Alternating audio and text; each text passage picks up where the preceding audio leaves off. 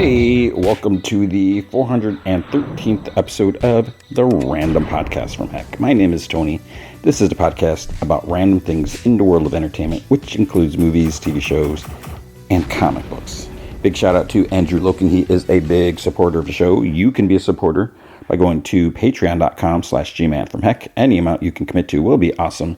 If you commit at the Rick Jones tier or higher, you get access to that secret podcast from Heck, which is an additional 30 to 60 minutes of extra podcast entertainment every single week. I just spent like 2 weeks, double-sized episodes, looking back at Rogue One, a Star Wars story, to celebrate the Andor TV show. Currently, we're looking at the Hobgoblin, so we're still going back to classic issues of Amazing Spider-Man, just seeing who is the Hobgoblin, the whole big mystery, the 14-year-long mystery. It's probably going to, maybe for some, feel like it's 14 years to go through them all, but I promise it won't be forever. I'm also open to suggestions if there's something you want to hear me talk about. But if you can't commit to a monthly commitment, you can also help out by going to coffee.com/gmanfromheck, and you can buy me a virtual cup of coffee or 3. That's ko-fi.com/gmanfromheck. All right, so this week, it's kind of a bummer for me. As I mentioned before, I am not at San Diego Comic-Con. I didn't go. It's just the cost, like hotel, the flights, food, and everything. And I have this big dilemma because I look at like last year, even like the year before. It's like I feel like there's not that much content for me, and it's kind of hard for one person. And I think with me, it's like I'm trying to do multiple things. Wear different hats. Trying to do interviews, trying to take pictures, trying to do videos, and it's just hard because in the past when we've gone, we'd have people do separate things. You'd have one person do cosplay pictures, which doing the interviews and then trying to edit them and upload them, and then it's a lot. And I look at like the content that I had last year. While I thought there's some cool things, it's like they didn't really make a big bump or anything in terms of traffic and that. So it's just like, is it worth it? And then it's just like the time and the mental tolls, all that, the stress, and I don't know. So I am bummed that I'm not there, because I'm missing out on and the main thing is like, seeing friends, and so I'm not there. So we'll see. So far, so as I record this, there really hasn't been a bunch of news. I haven't really seen a whole lot. So this is going to be the problem. So probably as I record this, there's probably stuff going down now or shortly after, because I try to record these like early in the weekend so I can edit and then post on Sunday, early Sunday afternoon. So there may be some big crazy things that I miss. And I guess that's just the nature of, because I post this on Sundays. So like if I posted it on Wednesdays, it could be different. But so just keep in mind that if there's anything major and you're like, why didn't you talk about that? That is the reason why. So we're not going to talk about Comic-Con, but we are going to talk about is Fantastic Four First Step. So that's the plus. Is in the past, it seems like every year during Comic-Con, Hollywood decides to open a big blockbuster movie because it's end of July. It's prime movie time slot. So in the past, I'd always miss whatever the big movie was, and then I got to try to catch up the following week and that. But that's not a problem this year. So you can hear about Fantastic Four and what I thought about that. And spoiler, I did enjoy it. We will have another episode of Dexter Resurrection. So this puts us a little behind. Maybe we'll catch up. We'll see. So I'm going to talk about the second episode. Got another episode of Squid Game. The final episode of Ironheart. And that was a crazy ending. So you'll hear some stuff about that. And then the season finale of Murderbot. And then comics. It felt like there's a lot of comics. And then the news. So as far as the news goes, so like I said, not really any Comic-Con news, I don't think. Nothing really is jumping out at me. Not really entertainment news, but Ozzy Osbourne passed away this week, which is very sad. He's done a lot, and I know maybe not everyone's into his music or that, but it's sad. So rest in peace, Ozzy. Superman. Let's talk about Superman. The reports are saying that it's not doing super great box office wise. It did make, or has made at this point, 426 million. So that's good, because a lot of movies this year haven't really reached the 400 million mark, and I do feel a lot of it is people are just not really going to the theater because they wait till it's, because going to theater is so expensive, buying the tickets, buying popcorn and everything like that, and then especially if you're going with your family, it gets crazy expensive. The thing is also it's not doing well internationally, and that's the problem. Because like the Chinese market has always been huge, because Chinese has a huge population. Hollywood really depends on the box office from China, but it seems like because for some reason there's this big like anti-America stance in other countries. They seem not to like us for some reason. I'm not really sure why. And it seems like that's really hurting the movie. And even though Superman, it's like I feel like James Gunn, like they try not to do the truth, justice, and an American way. They try not to go that route. But it does still kind of convey that, I guess. So it seems like people are not doing it. So it's not doing well at all. It's not well received in China. But internationally, it's made 173 million. I think they said Thunderbolts, like 50% of its box office was international, box office. So the Chinese aren't digging it. Now we'll talk more about Fantastic Four, like how that's going to do. But right now, I guess it's looking like it's maybe doing a little better. We'll see. It had strong pre-sales, so hopefully that will help that. But yeah, it's too bad about Superman, but maybe they just didn't like what happened with Superman's parents, or I don't know. Some other stuff. Speaking of Superman, so the Jimmy Olsen spinoff show thing, there's a rumor that Gorilla Grodd will appear. And which is like a strange choice. Is it? Hopefully it's just gonna be like a one episode thing. And if it is an episode, show, and not like a team up buddy thing. Gorilla Grodd does exist in this DC universe because he had I'm pretty sure he had a cameo on Creature Commandos. I think there was an episode about Gorilla City, right? I could be wrong about that. It's weird that they're gonna have Gorilla Grodd, but there's no Flash. And I think James Gunn had says that like Flash is kind of being put on the back burner. And when you think about that, they're kind of with the DC universe already in existence. With Superman being active for 3 years, and I mentioned before, it's like, what about Batman? Batman must have been around. It must have been active longer than 3 years. We have all these other heroes. Like when we see the Flash, will they do the same things? Like, oh, he's been around, we just didn't go to his corner of whatever. Because just like, Batman is around, but he's just in Gotham. When we do see Wonder Woman, is she around somewhere, or is she still on Paradise Island at this point? They're kind of in a tricky spot where, they're trying to avoid origin, which is good. But by saying the DC universe is established, by doing that, you could have Guy Gardner, you have Mr. Terrific, you can have Hawker, you can have all these people. They all exist because it's not like all of a sudden something happens and then other people start popping up. That just seems weird. But they're still in this situation. Well, what do you do with these other heroes? Because when all this stuff is going down in Metropolis, why doesn't the Flash just run over and try to help people? Sure, he could be busy doing something else, but I mean, this is pretty major. So that's the downfall of doing stuff like this. You want to introduce you've introduced an existing continuity, but you haven't introduced all the pieces to it.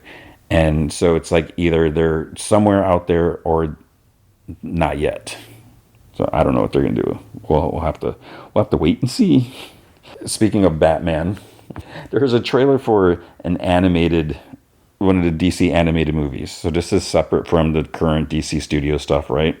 We're going to get Aztec Batman, Clash of Empires. So a trailer came out. They've done this sort of thing before. I don't think they've done Aztec Batman before. Like the Batman Ninja stuff was kind of interesting. I feel like they may have done more than one. I only saw the first one. And I'm gonna be totally honest. I used to get the movies, screener copies sent to me.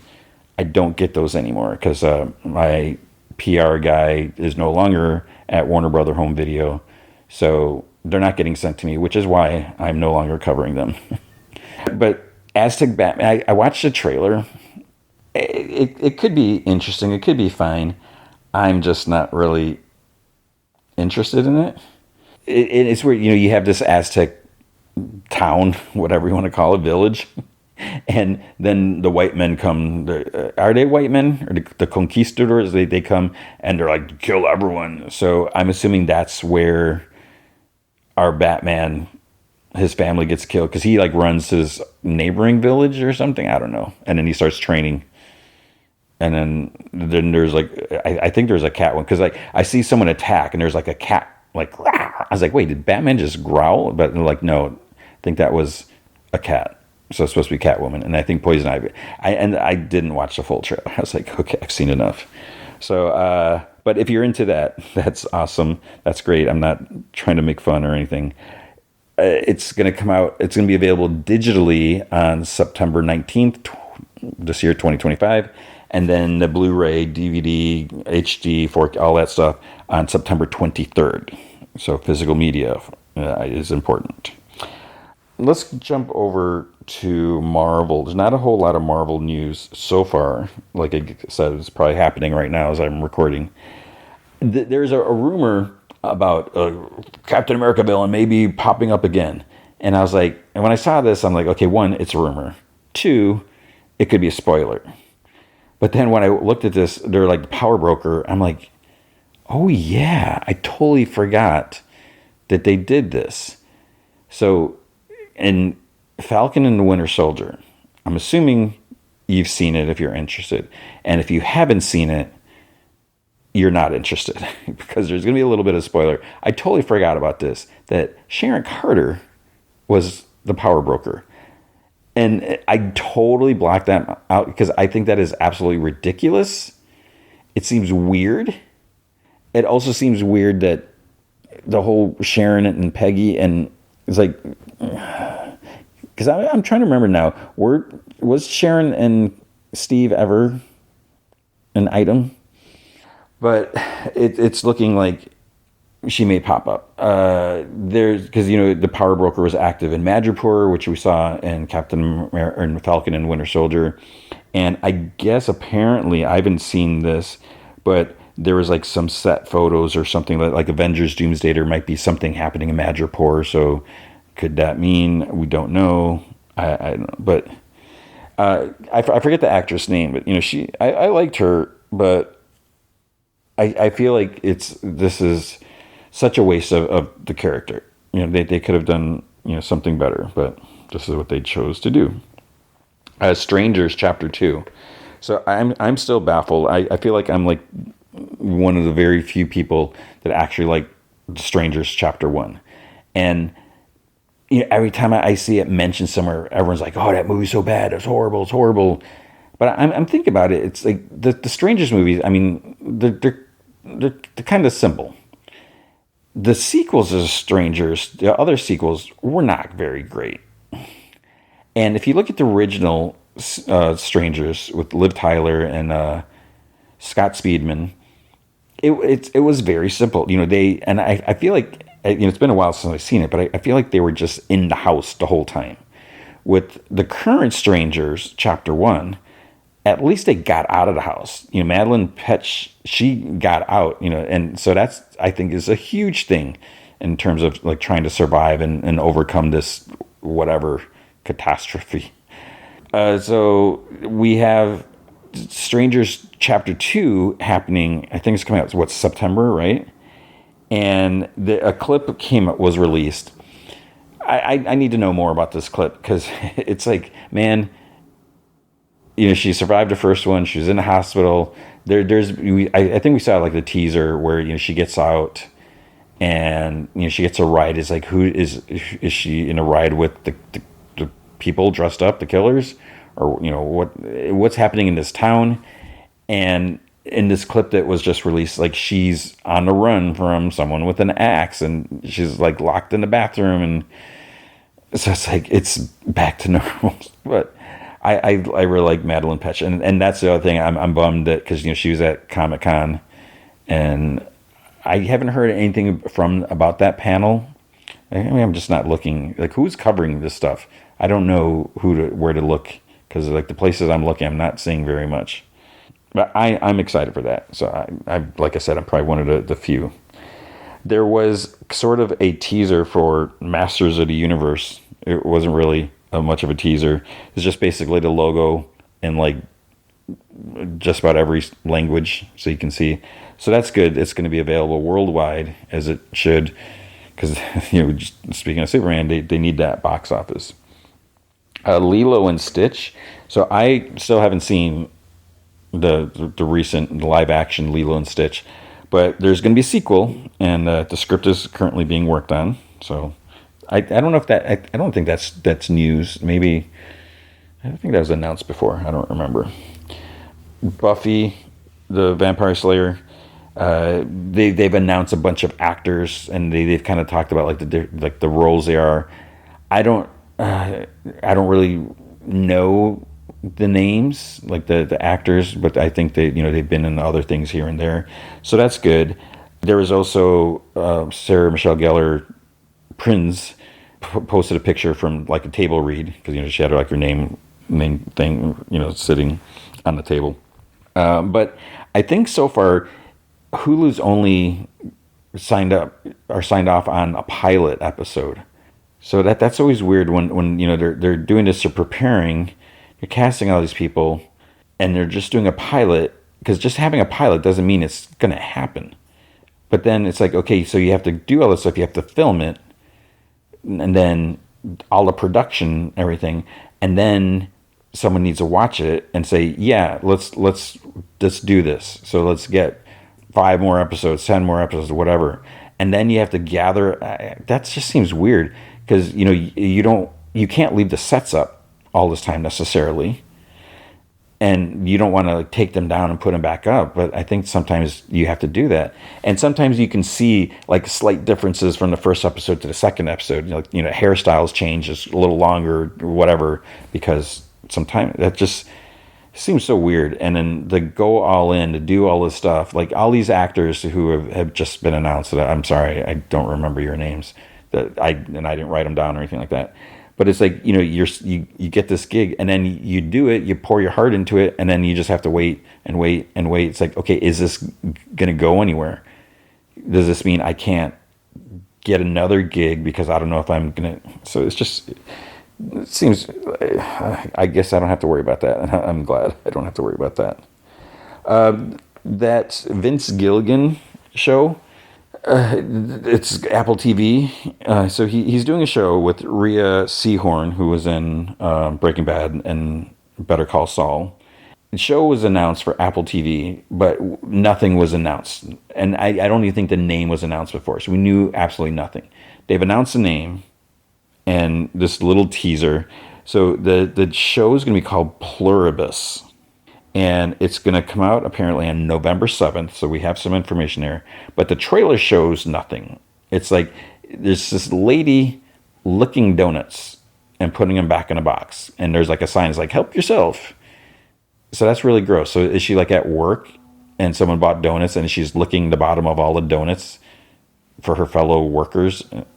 That's gross. Maybe don't eat donuts when they're at work. I never thought, that just seems gross. I would never think to do that. Why would you do that? Do you just hate everyone you work with? That's just crazy. There was a trailer for Avatar: Fire and Ash. Oh my gosh! I just realized I am not a fan of the Avatar movies. I know, again, no offense if you love it. I know a lot of people love them. I'm assuming a lot of people love them. I know James Cameron loves them. I don't know what it is about them. They're visually, they look great and amazing, but there's something about it. I don't know. I'm just, the sequel, the second one, it was fine. It held my interest, I guess, for however long it was. But after I see it, I'm not like, oh man, I can't wait for the next one. because I don't really care. I mean, I will see this movie, obviously, but I'm not like super excited. Like, oh man, I can't wait. So it's just it's weird. But there was a trailer is attached to. And I didn't think they really did that anymore since it's like digital when you go to the movies. But when I saw Fantastic Four, you got all your trailers, and then you use like Dolby whatever sound system because my theater has like different Dolby Laser, Dolby this whatever. So you get that logo, and then you get the theater logo, and then movie starts. So you get all of the theater stuff like that, and then another trailer. It's like, wait, we just saw all these trailers. Now we get, and it was a trailer for this. It's weird because all the fire stuff. You saw all the water and everything. So we'll see what happens. I don't know. I don't really have much an opinion, but congrats to all those excited waiting for it because it's almost here. Kristen Milioti, I'm a big fan of hers from How I Met Your Mother, from Made for Love, and The Penguin. She is attached to this movie called Buddy, and it's supposed to be a quote-unquote unique horror film. What the heck does that mean? You can say anything's unique. It's like, oh, it's a little different. This is a movie with a killer pineapple. That's unique. I don't know. No plot details are available. No idea. It's just called Buddy. What does that mean? But I'm excited, and I hope I always feel like she was like underutilized, like underrated, whatever. She's an amazing actress, and so if she's leading this, and I love horror, so I'm down for this. And speaking of horror, then this is the last bit of news. Filming has started for Evil Dead Burn, and I know absolutely nothing about this. I know nothing. Zip. I no idea. Yeah, and obviously I'm going to assume Bruce Campbell will not be appearing. But that last, I need to rewatch that last Evil Dead because it was cool. A little disturbing, but yeah, we had that, and hopefully you will be around for more. But that is the news for the week.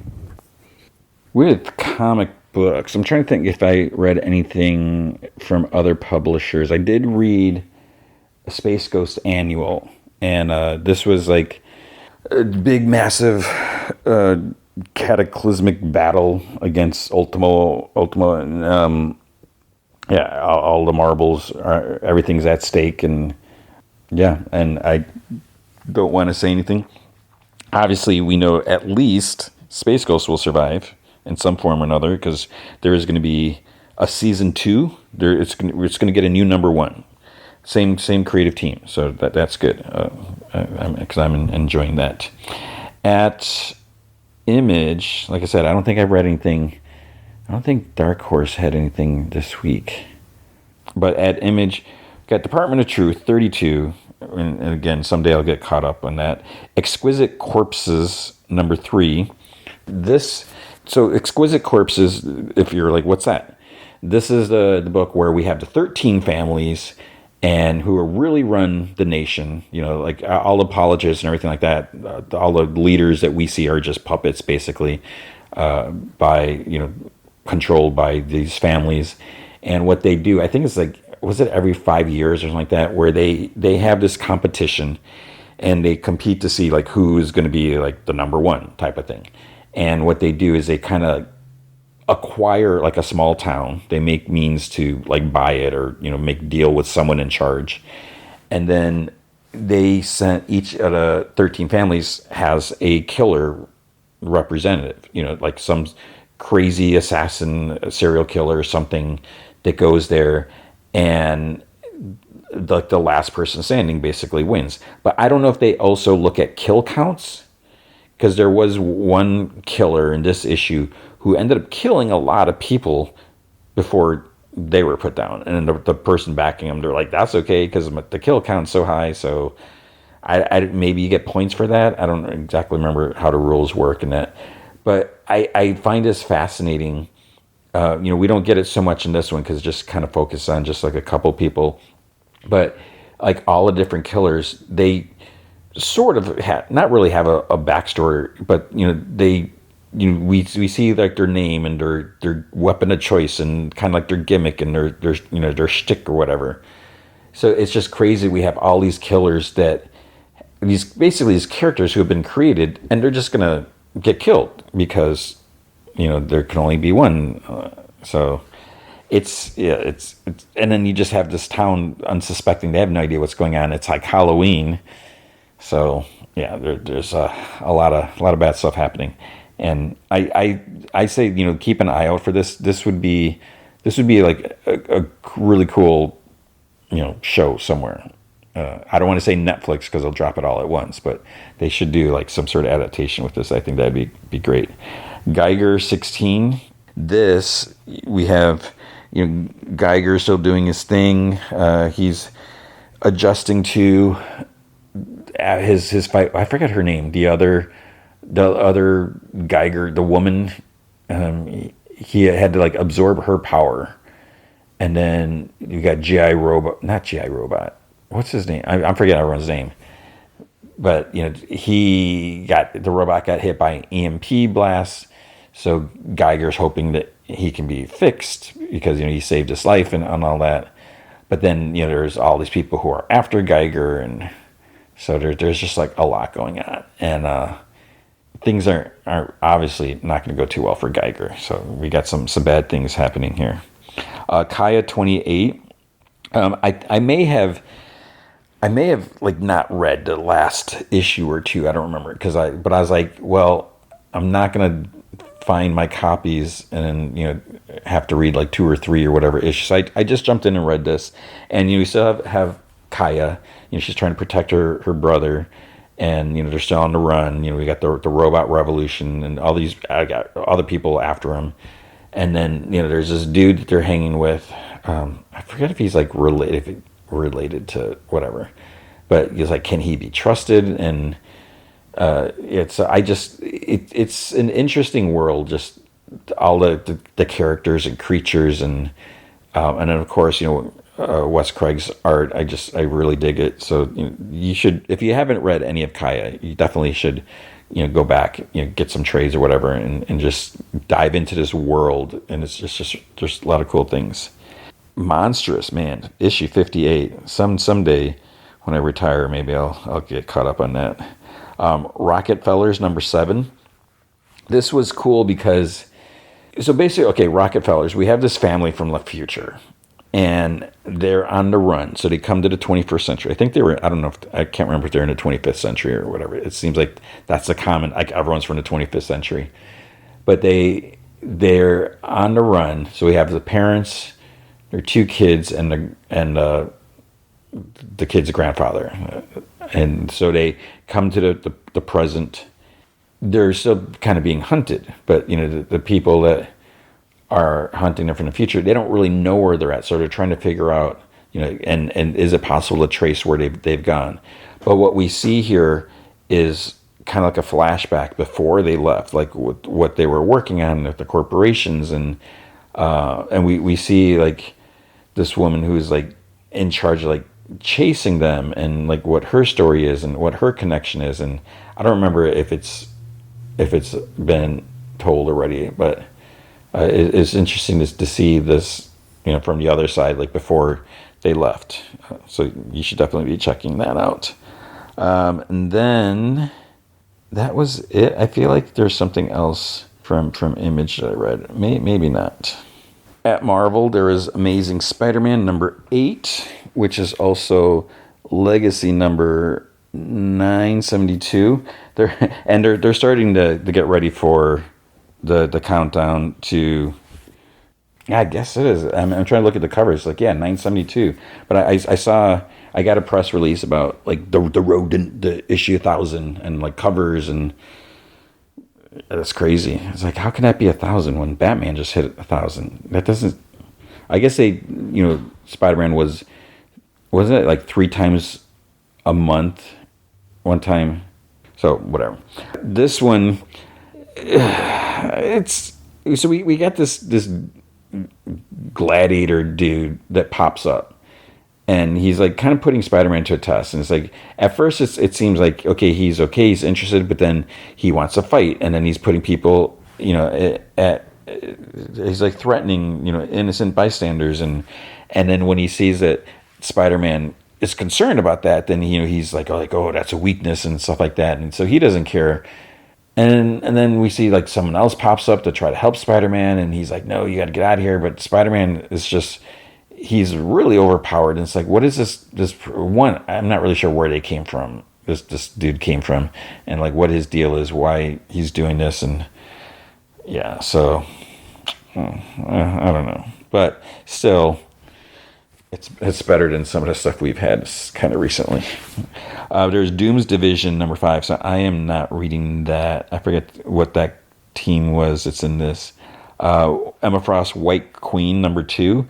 So what was interesting about this, I didn't notice it the first time, but this issue, it like on the credits page, it does say that this issue takes place sometime after X-Men 138. Because I think if you're going to do something like this, if you're going to do like a period, well, not period piece, but if you're going to do something in the past, at least let us know where it's supposed to fit in, so we don't have to kind of guess or assume. And maybe that puts some limitations on it, but there should be, because if you're going to tell a story that's in the past, and if you're going to say that this exists in continuity, there should be some accountability. You should say, okay, if this is happening here, then that means this hasn't happened yet, so whatever. But Hellfire Club sucks. So she's trying to figure out what's happening, because there is this, like, they had some organization, I think it was at Argentina Hellfire Club facility, and the X-Men suddenly showed up. And, because they had a mutant there that they were, hoping to recruit or whatever, but the X-Men came and took them, like, liberated them. So they're like, how did the X-Men find out what's going on?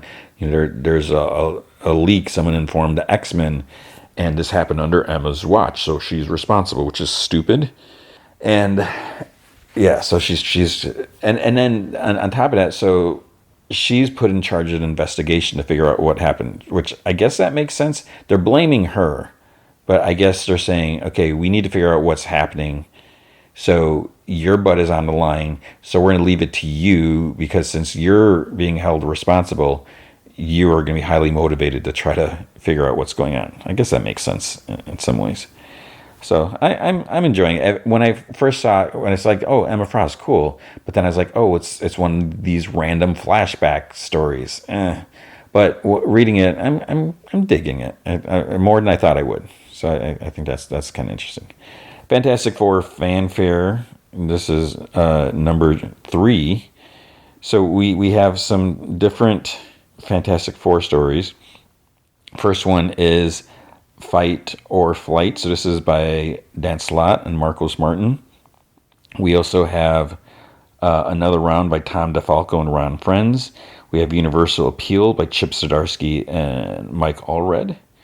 So Fight or Flight, this is basically, it's not necessarily origin story. I mean, it kind of is in some ways, but we see like a young Ben Grimm and his desire to go from being a punk kid to being wanting to be a pilot, an astronaut, or anything like that. So that was kind of cool. And then another round. This is basically Thing and Sandman, Flint Marko. So it starts off with they're like fighting, and so I like that story, because I like Sandman. Sometimes I feel like he's written so inconsistently. Like, people are like, is he good? Is he bad? Like you got to make a decision. And then Universal Appeal. This is it's like Chip Zdarsky, like pure Chip Zdarsky. Only I feel like, well, not necessarily he's the only one that could write this. It's kind of weird and wacky, and it's basically Human Torch and the Thing, and throwing in Mike Allred's art and Laura Allred's color. I mean, I love that story. I mean, it was really great. Then we have The Haunting of Gwenpool, #3. So Gwenpool, yeah, Gwen Stacy. In case you totally missed it, Gwen Stacy is back from the dead somehow. And she's been turned into an assassin, like the Weapon X program. Someone has turned Gwen Stacy into an assassin. She goes out and she finds Spider-Man and Kate Bishop's around and Gwenpool. And what happened last issue, spoiler, is Gwenpool ends up getting killed.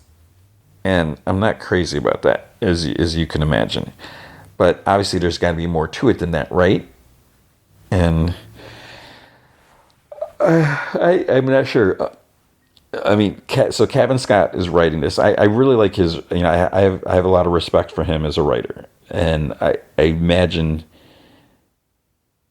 if again whether if he sold his Marvel on this, or I don't know who pitched it to who. Did Marvel pitch it to him? Like, hey, you want to do this, or did he go to Marvel and say, hey, I got this idea? Whoever came up with it. I mean, this is big. It's ambitious. It's risky. Taking Gwen Stacy and doing this crazy. So there's got to be something to it. So I want to believe that this will all make sense and be fine. But it's some crazy things. I don't. Yeah, it's because it's borderline like sacrilegious. So you gotta be careful with that. Insurgent Iron Man number 10. How is this at issue 10? And I am not reading that. I don't think I'm gonna read this while it's One World Under Doom. I do not care. So no, thank you. It's Jeff. Is it called It's Jeff, or is it just Jeff the Land Shark? Either way, this is apparently issue 2. But what was weird, because this is written by Kelly Thompson, the last issue that came out, maybe that was different. Maybe that was It's Jeff, and this is just Jeff the Land Shark. Because this is written by Kelly Thompson, art is by Toki Tokoro. Yeah, so I think we have 2 different Jeff series, which is weird. This one, so, because Jeff is chasing this like shadow version of himself, and he ends up in nowhere. So Groot and Rocket Raccoon are here, and it's fine. It's good. It's better than what was in that last issue. So just some crazy things happen here. That's all I'll say. So if you're a fan of Land Sharks, you should be reading that. Moon Knight, Fistakanshu, issue 10. But this is also issue 250, Legacy Moon Knight 250. I get it, but it seems weird that you're saying like this is issue 250 when the different Moon Knight series that we've had have had different titles, different names. Mark Spector Moon Knight, Fist of Khonshu, and whatever Fist of, I can't think of the other names, but it just shows that. I mean, it's crazy. It's only 250 issues. But I guess, we've had gaps and stuff like that. It just seems weird. It's like, Bendis, what was it, like 10 issues or 12 issues, whatever his series.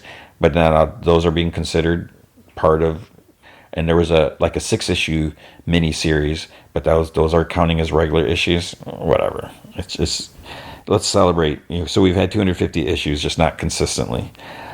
This I enjoyed this issue. So it's Moon Knight and his allies are fighting. There's a lot of fighting, a lot of cool stuff. And so this Asgardian drug dealer dude, he's fighting. He's recruited a bunch of villains from like Moon Knight's past. It's like I can't remember like the last time seeing some of them. So that was kind of cool in a way. Some of them and you would think it's like, oh, they must be lame or whatever. They're not all lame. So some of them put up a good fight. So there's some. I enjoyed that issue. So you should definitely check that out. And hopefully everyone survives, right? Phoenix number 13.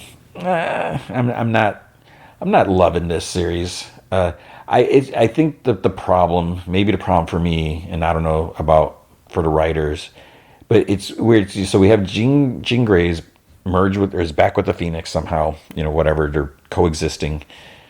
But then that makes Phoenix like a galactic or cosmic character, because it wouldn't really make sense to have her on Earth dealing with like anti-mutant, protesters or whatever. And because, she can basically obliterate anyone. So she's out in space dealing with all these weird cosmic problems, big threats. It just, and I think maybe that's a problem too, because I don't really like cosmic Marvel stuff so much. It's just something, I don't know. I just don't find it that appealing. It's just weird. But here you see she's has issues with Cable. Cable's being a big jerk, and there's stuff that has to do with her sister, who Jean thought was dead, but her sister's somehow alive, and Cable's has some things to say about that. So then we have Psylocke issue 9. I feel like this story has kind of been dragging. It's interesting to see stuff about Aquanan's past. I encourage that. I embrace that. But it just feels like it's just been going and going. And what's his name? John Crow, John Gray Crow. Him and Devin, the like tech person helping Psylocke. They're trying to catch up with, like, they still can't.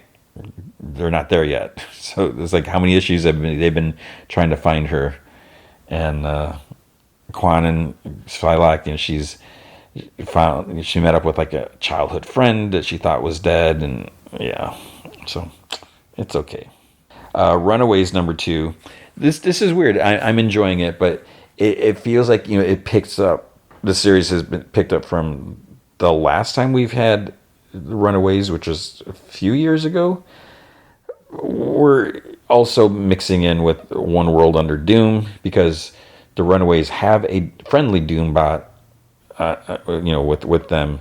This Doombot thinks he's Doom, but now he's being attacked by like other Doombots. They want him to return with them, and he doesn't buy that. And we have Chase is back from the future, and there's like something going on with him, and there's like a lot of drama, and and like Nico, she can't do much because she doesn't have her staff of one, what was it called? So she can't do magic anymore, and it's just a lot of it's not a happy group of characters, but I guess you need that to make things more interesting. I don't know. Then we have Storm number 10. So I'm not reading this. Maybe I should check this out. This is Thunder War Begins. So I don't even know what's going on. It just seems weird to me how Storm is cosmic also. So it's like you would think she and Jean Grey could be like hanging out. But yeah, I don't know what's going on here. So let me know if I should be reading that. Star Wars Dr. Aphra, Chaos Agent number 2. I enjoyed this. I've mentioned before, I've always kind of been curious or interested in the Dr. Aphra character, but I just never kept up with like the main series, the first series, because I think there's just like too much stuff to read, and I would read it every once in a while. What I like about her, she's a strong female character, and she is not necessarily sassy, but she's like smart, and she's she does things what she wants to do and what's going to benefit her. So she's not necessarily on the straight and narrow. So it's interesting when she does run into someone like Luke Skywalker, who is like pure goody whatever, and after her last heist mission scheme, she kind of got in some trouble. So now she has to kind of work for the rebellion or the Republic, and so this was a fun issue with seeing Dr. Aphra and Luke kind of teaming up, because they're so different. And then like next issue, the cover is already out. She's going to be partnering with someone else, which is going to be very interesting. So I'm digging this, and I'm glad I'm actually reading it now. Oh, we had Spider-Verse versus Venomverse. I did not read that. Issue 3. It just seems so chaotic, like all these different characters. Uncanny X-Men 18. This was okay. So the Louisiana X-Men. There's some people in the town that are like really pro mutants, which is great. I think I don't remember if she's a mayor or not, because Nightcrawler saved her daughter and her family. When there was this attack happening, and so she's trying to do like this like mutant day type of celebration, like carnival, and a lot of people are on board with it, but of course not everyone's going to be on board with it. And then there's still some stuff carrying over from the last issue, from that Mutina that slasher movies, like killer mutant movie. There's like some stuff going on with that, and then there's stuff with what's her name? The horse girl. Is her name Calico? Whatever. She's dealing with some stuff, so we need to find out more about her past. But yeah, other than that, it was okay. And some other people show up, which was kind of interesting towards the end. We have West Coast Avengers #9. So we're still dealing with all this Ultron stuff because the West Coast Avengers had Ultron as a member. He was good, but then it turns out that there's like kind of branched off versions, and then we have this evil version, and there's one that was like kind of starting a cult and everything. So this evil Ultron's like causing problems, and they're trying to see how they can defeat them. And yeah, you look at that cover. It's like, what does that cover mean? Because it's like Tony Stark just getting like obliterated there. So this is interesting because it's not like it is not a regular Avengers book. So it's kind of interesting. I'm kind of dig it because of that. Wolverine versus Sabretooth, number 11. Wolverine, number 11. Oh, so I haven't really been reading much of this series, but when they're like, Wolverine's mom is back from the dead, I'm like, what are you talking about? I was like, how is this even possible? She's been dead for like 100 years, but she's there, and you would think, okay, so Wolverine should be able to tell, he's got heightened senses, so he would know if this is not his mom. And then, what I'm thinking is like, well, is it a clone? What's going on? That's like never come up, like even been considered. And she seems that she has memories. She knows like key things, so it doesn't sound like someone's like. But yeah, and then Sabretooth is I cannot stand Sabretooth. So he's got this fight going on, and Wolverine's mom is like kind of shocked at how violent he is, and she's like, don't kill him. And then it's like, wait, now they're going to take time to talk. It's like Sabretooth is going to do something. And then, like, what happens at the end? I'm like, oh my goodness. And I hated it. I hated how this issue ends, and it makes me want to never read another issue in this volume. It is just so ridiculous. That's all I'll say about it. So you can read that and find out. But at DC, we had a New History of DC Universe #2.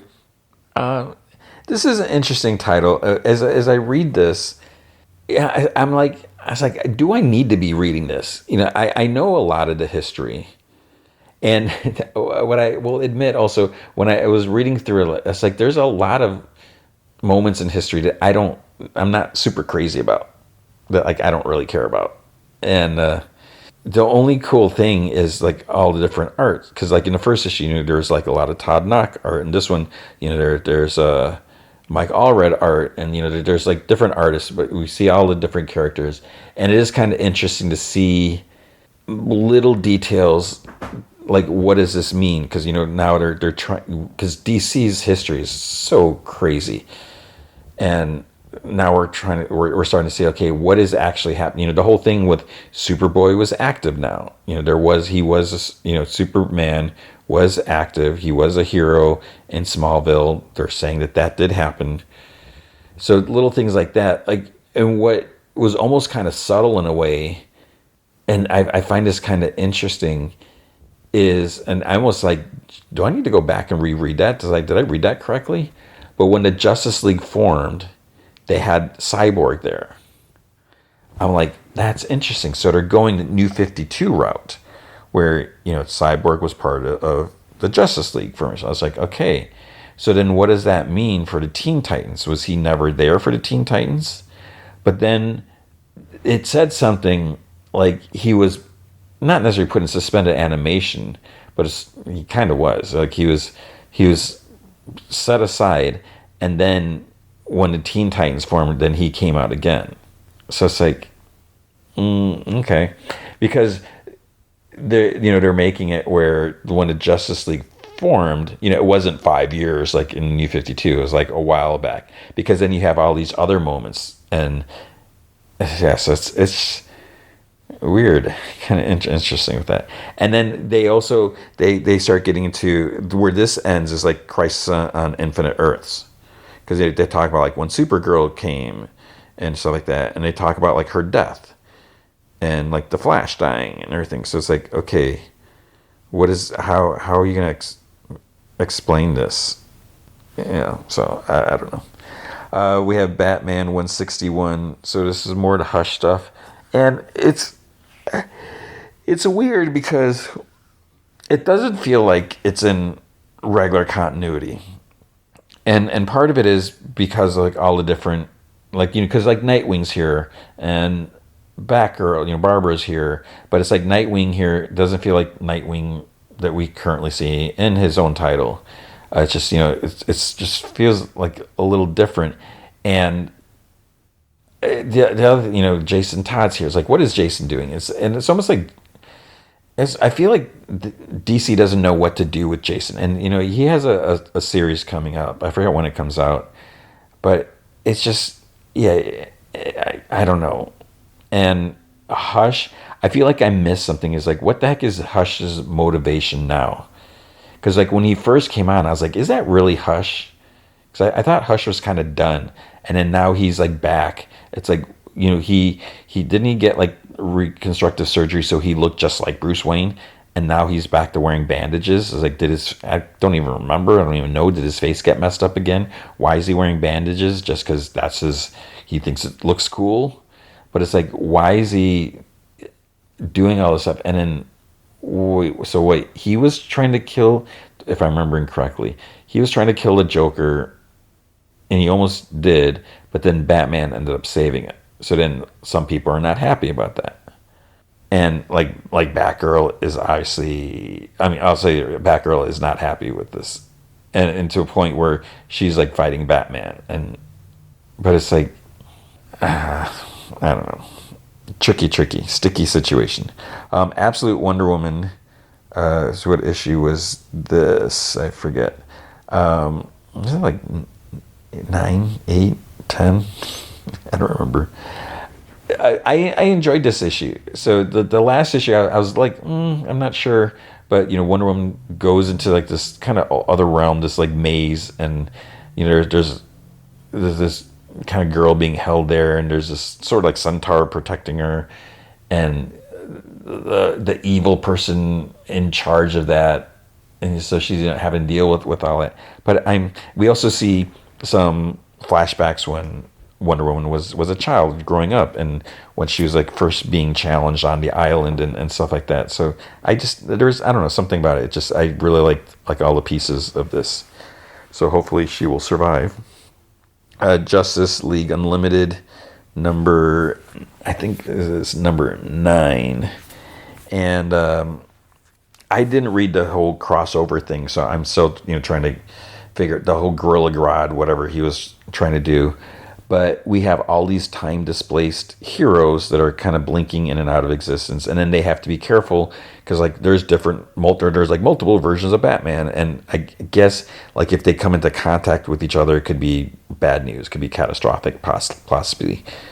But you see like Terry McGinnis, I'm assuming here. You got Jonah Hex, and you got all. It like starts off like you have Harley Quinn, and she's like screaming. She's like, "What'd you do with Mr. J?" So we have like old school Harley, and yeah. So they have to figure out all this stuff, and then there's other story thread with like what happened to, what's his name, Airwave, and Mr. Terrific and Ted Cord they're trying to figure that out. But it's like Mr. Terrific is working with a younger version of Mr. Terrific.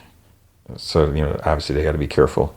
And then they have Gorilla Grodd, he's doing all this stuff. And there's like hints, there's mention of Apocalypse, like all this Apocalypse or Dark Side stuff coming up. Yeah, and then some other people pop up here, which is like weird because they're also in another one. One of them was in another book. It's like, how do these two fit? Like, what's the order of these two occurring? So, I don't know. Then we have Superman number 28. So this is dealing with the Dark Legion, basically. Let's say that. So we've seen some members of the Legion of Superheroes, right? And they're evil. They're tied to dark side. It's like what is going on? There's a point where like Superman goes to the farm and he basically goes to get like his Legion of Super his is that what they're called, Legion of Superheroes, right?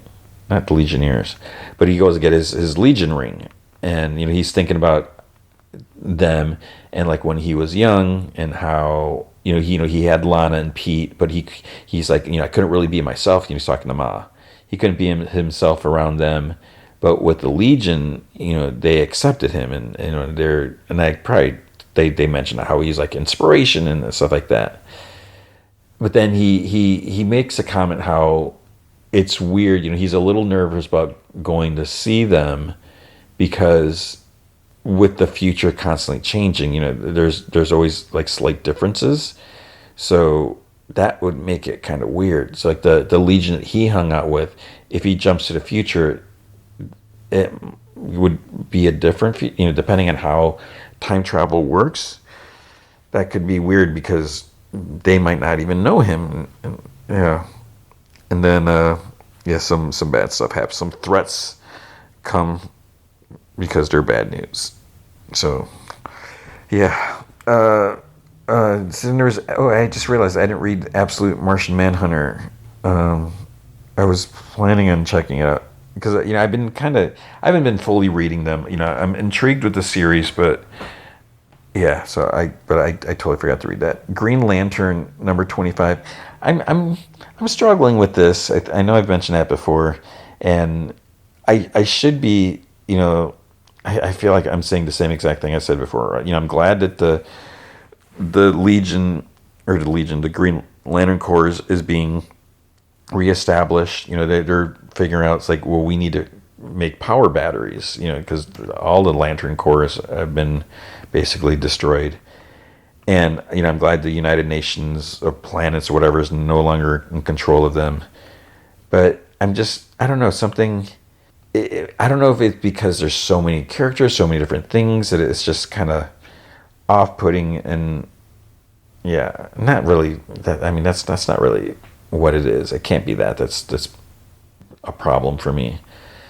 But then, yeah, there's some crazy things happen, and of course, you get the bad guys and their schemes, and you get that Sorrow guy, which I can't stand, and I don't know. Let's see, there's also Mr. Terrific Year. I should check that out, because Mr. Terrific Year 1, Issue 3. I should, get one and get whatever, read those, because I mentioned it last time. It's like I don't really know, like, what was his Year 1 like. So I'm kind of curious what they're doing here. DC versus Vampire, I got behind on that. There's a Flash book, Bad Moon Rising special. I was like, maybe I'll check that out, but then I think I could be wrong. I thought I saw on the cover it said it was like it was like maybe the conclusion of some big story. Then I was like, oh well, I'm not going to read it then. But I guess that's all I read. So Green Arrow, I somehow got behind on that. I didn't mention Absolute Green Arrow has been announced. Okay, I don't know how I feel. Like, again, do we need that? I fell behind on regular Green Arrow, and now there's going to be another Green Arrow for me to try to keep up with. And then there's Gotham City Sirens, and that is it. That's all I read. That's comics for the week. All right, and now the season finale of Murderbot. So season 1, episode 10, The Perimeter. And yeah, that title kind of hits harder after you realize why they call it that. So this is the season finale, and what I will say right now, and we can talk more about it at the end, but you can easily see that they did this episode as potentially if it was the last one, because there's no telling, and I don't know how popular or how many people watch this. Obviously, it was enough that they're making a season 2. And I think I mentioned at the beginning that this is based off of a series of books or something like that, which I'm really curious to check those out to see how they compare, because I think they're a little different. But it's a nice ending, and if it was unfortunate that this was the end of the show, I would be okay with that. It'll be really interesting. There's some things I don't like about how it ended, but it also makes sense, and I am curious to see where it's gonna go next, and I wonder, if is this how one of the books ended or whatever. So we'll see. So it starts off. You remember last time, Sec Unit saved Mensa. He saved everyone, and then catastrophic failure. So he had like stuff dripping. I mean, he was like, that was it, and they just looked at him.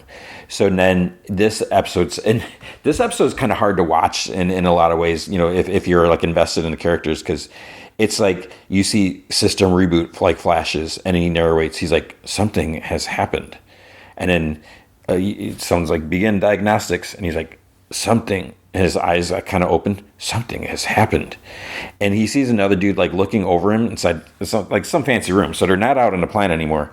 And he's like, he thinks to himself, he's like, where am I? And he says out loud, where am I? This other dude's like, whoa, Sleepy Beauty's up. Where am I? The first guy's like, this is heaven. Congratulations, you made it. And then he's like, Dr. Mensa, are you here? And he starts doing like a facial recognition scan on the second guy. Where is Dr. Mensa? Pinley, Arata.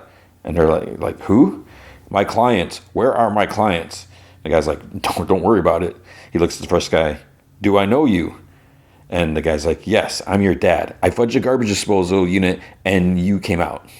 Okay. Complete the memory wipe. And he's like, a what? And another guy's, let's go. Wait, what are you? Shunk. So they plug something in, and you see like memories. And this is what sucks. They're literally doing a memory wipe. You see memories and images and like getting sucked away. And he narrates, he's like, wait, I remember my clients, humans. And then memory purging. Do I know them? So then the lady says, the Mensa, they're like in a whatever corporate room. Like, welcome back. Thanks for your patience. And Mensa's like, where is it? And Baradwaj is like, where's Sec Unit? And then I'm sorry, you're asking for the physical location of a particular piece of equipment? And Mensa's like, yes, we're referring to the Sec Unit signed to our expedition, the one that saved our lives. And Arata's like, yeah, because it's not just a piece of equipment. It's not a tent. Then one of the dude's like, well, it's filed according to the same protocols as a tent. Another dude's like, frankly, its location is none of your business. Mensa's like, well, we're going to make it our business. The fact that you provided materials and transportation to a team that slaughtered the Delt Fall team and tried to kill us has been kept very quiet so far. Then the lady's like, there's a NDA clause in their liability agreement, including yours. Pinley's like, which won't hold up under these extraordinary circumstances. The dude's like, the risk you incurred were agreed to in the contract and he gets like cut off. He's like, the company does not admit to any wrongdoing connected to the incident on planetary body 8988712, or any previous knowledge of any person or persons other than those authorized by the company to be on planet. Pinley's like, okay, good. So you're the fudge we actually have to deal with. And he's like, yeah, I'm that fudge. So then we see a dude in the lab shop or whatever. He unplugs the thing. He's like, okay, done. And Sec Unit's like lying in a daze. The dude asks the others like, did it really get its clients killed? And the other guy's like, I have no idea. It's like, all I have is orders from corporate. Must have fudged up somehow. Who cares? It's all gone now anyways. He's like, okay, I need you to install a new governor module. And the guy's like, what? He's like, what? It doesn't have a functioning governor module? No. It says here, no. What the fudge? Why don't you tell me? Relax, it's out of it. Helpless as a baby, aren't you? He drops this is like, he like actually spits on his forehead, like almost like a loogie. And Sec Unit just like blinks. And he moves his head a little bit. He's like, let's go, governor module. Second guy reluctantly approaches and plugs into his device, starts setting it up. And Sec Unit's body like tenses. And the display is like, governor module uploading. Complete. He's like, new governor module is in. Booting up. Sec Unit report. Displays like operating system updated. Command initiated.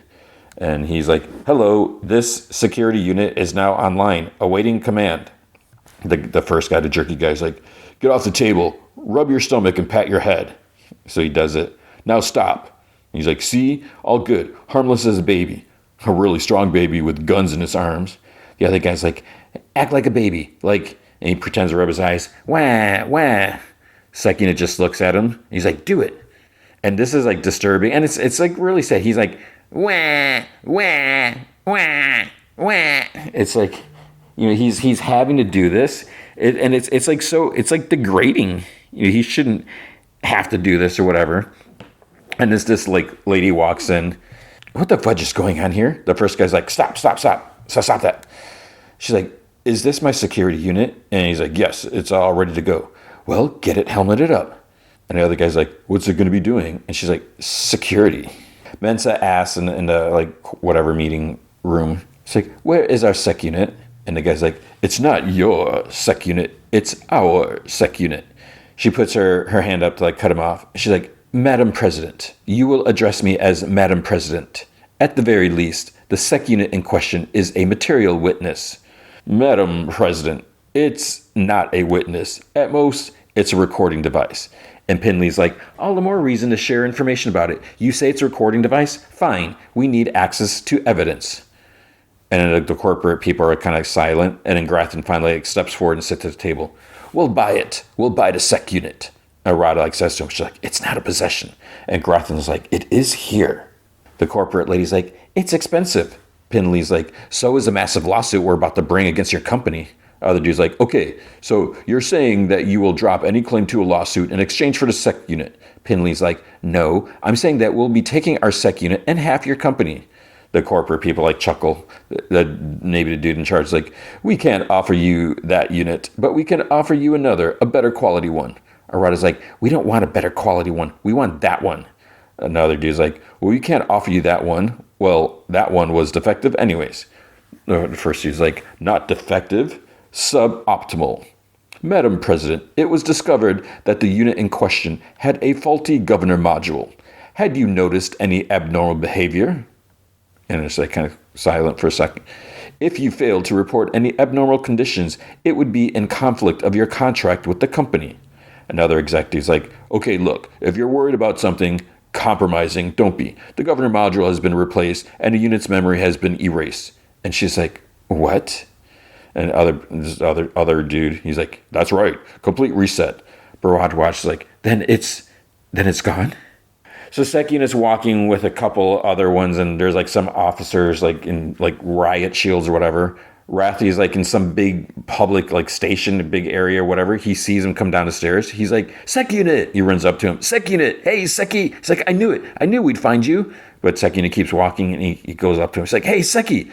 And then this jerky officer guy kind of bumps him out of the way. He's like, you want to get yourself arrested? What's your problem? And Rathi's like, this is my Sec Unit. What is my Sec Unit? And he's like, no, this is my Sec Unit, and you're interfering with station business. So he continues walking, and Rathi whispers a second. He's like, hey, what's wrong? It's me. Tell him it's me.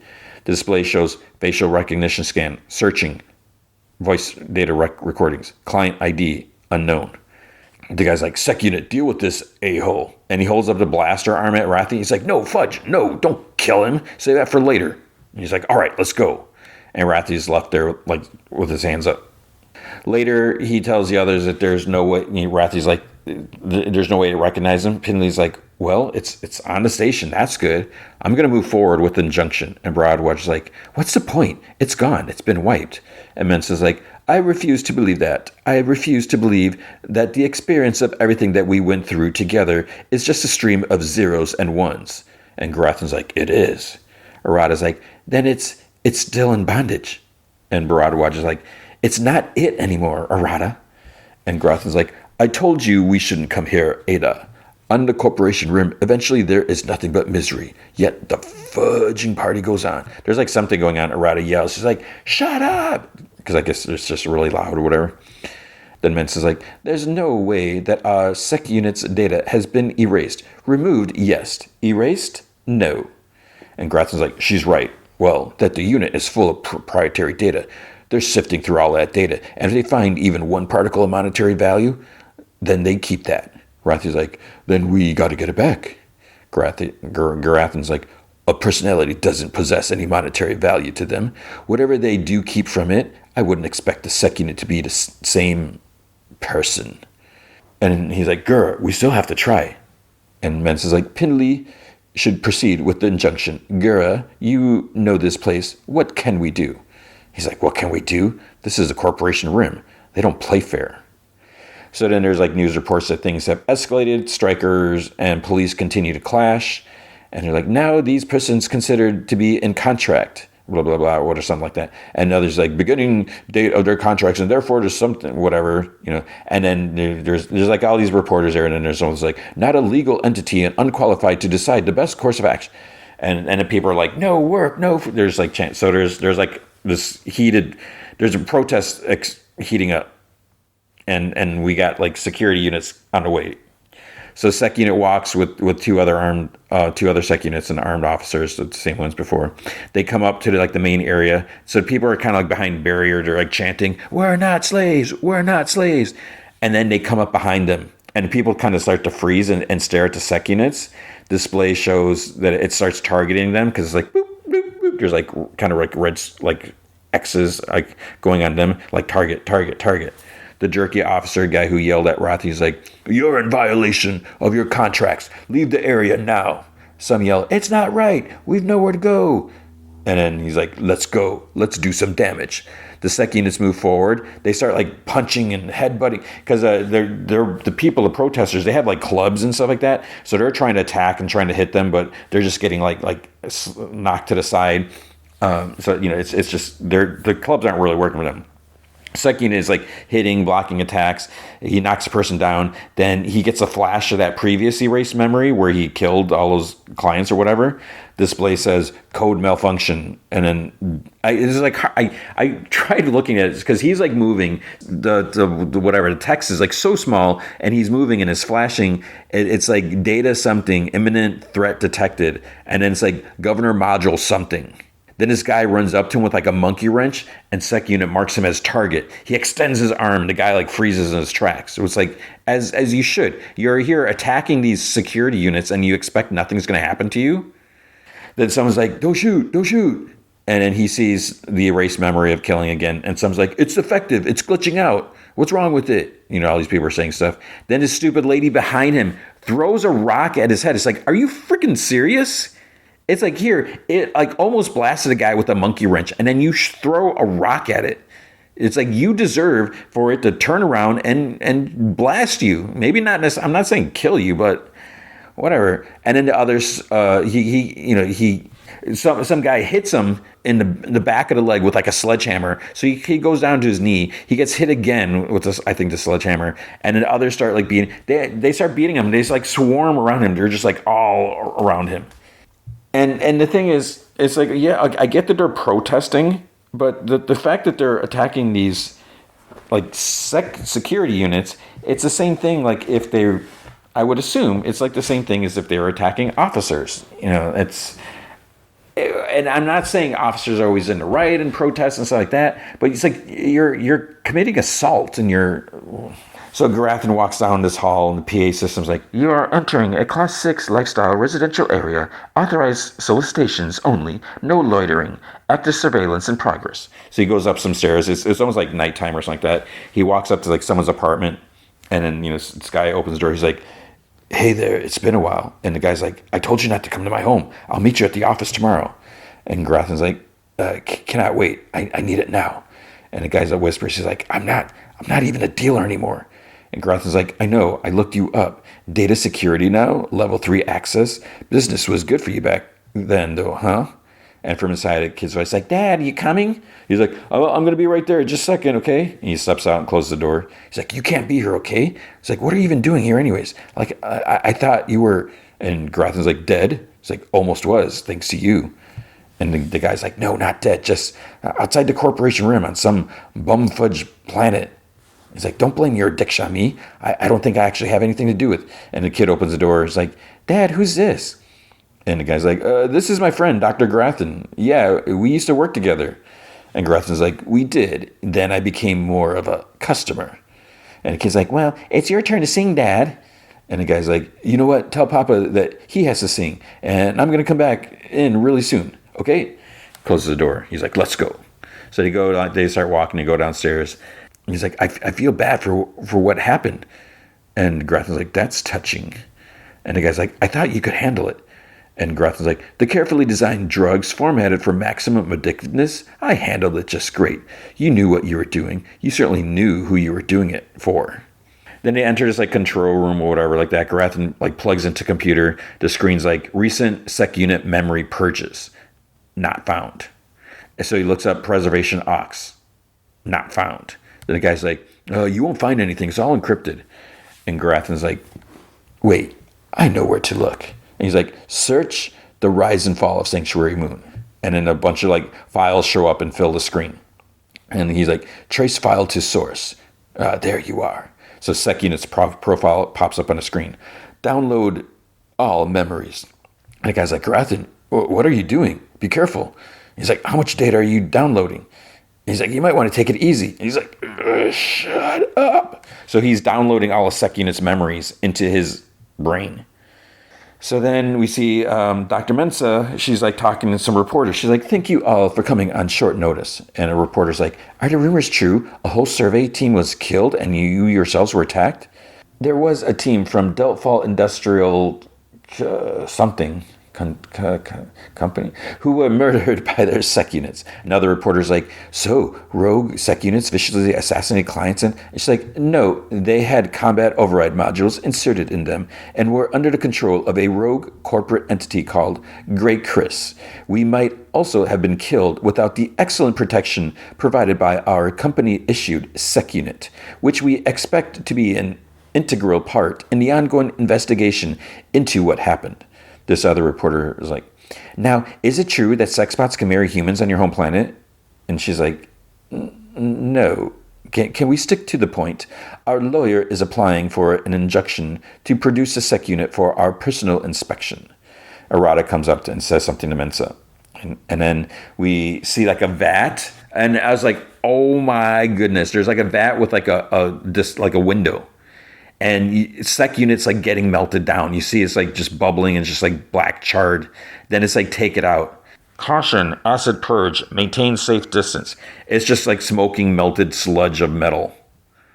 But then we see sec unit's actually standing with no clothes, waiting to go in next. And he's standing between two sec units. He's like pings one, tries pings the other. They just ignore the pings. Then the lady that came into the lab, like repair room, whatever, she's like, go ahead. So he starts moving. He's told to step up on a platform. So he gets in like this cage that's going to be like lifted and lowered into the acid vat.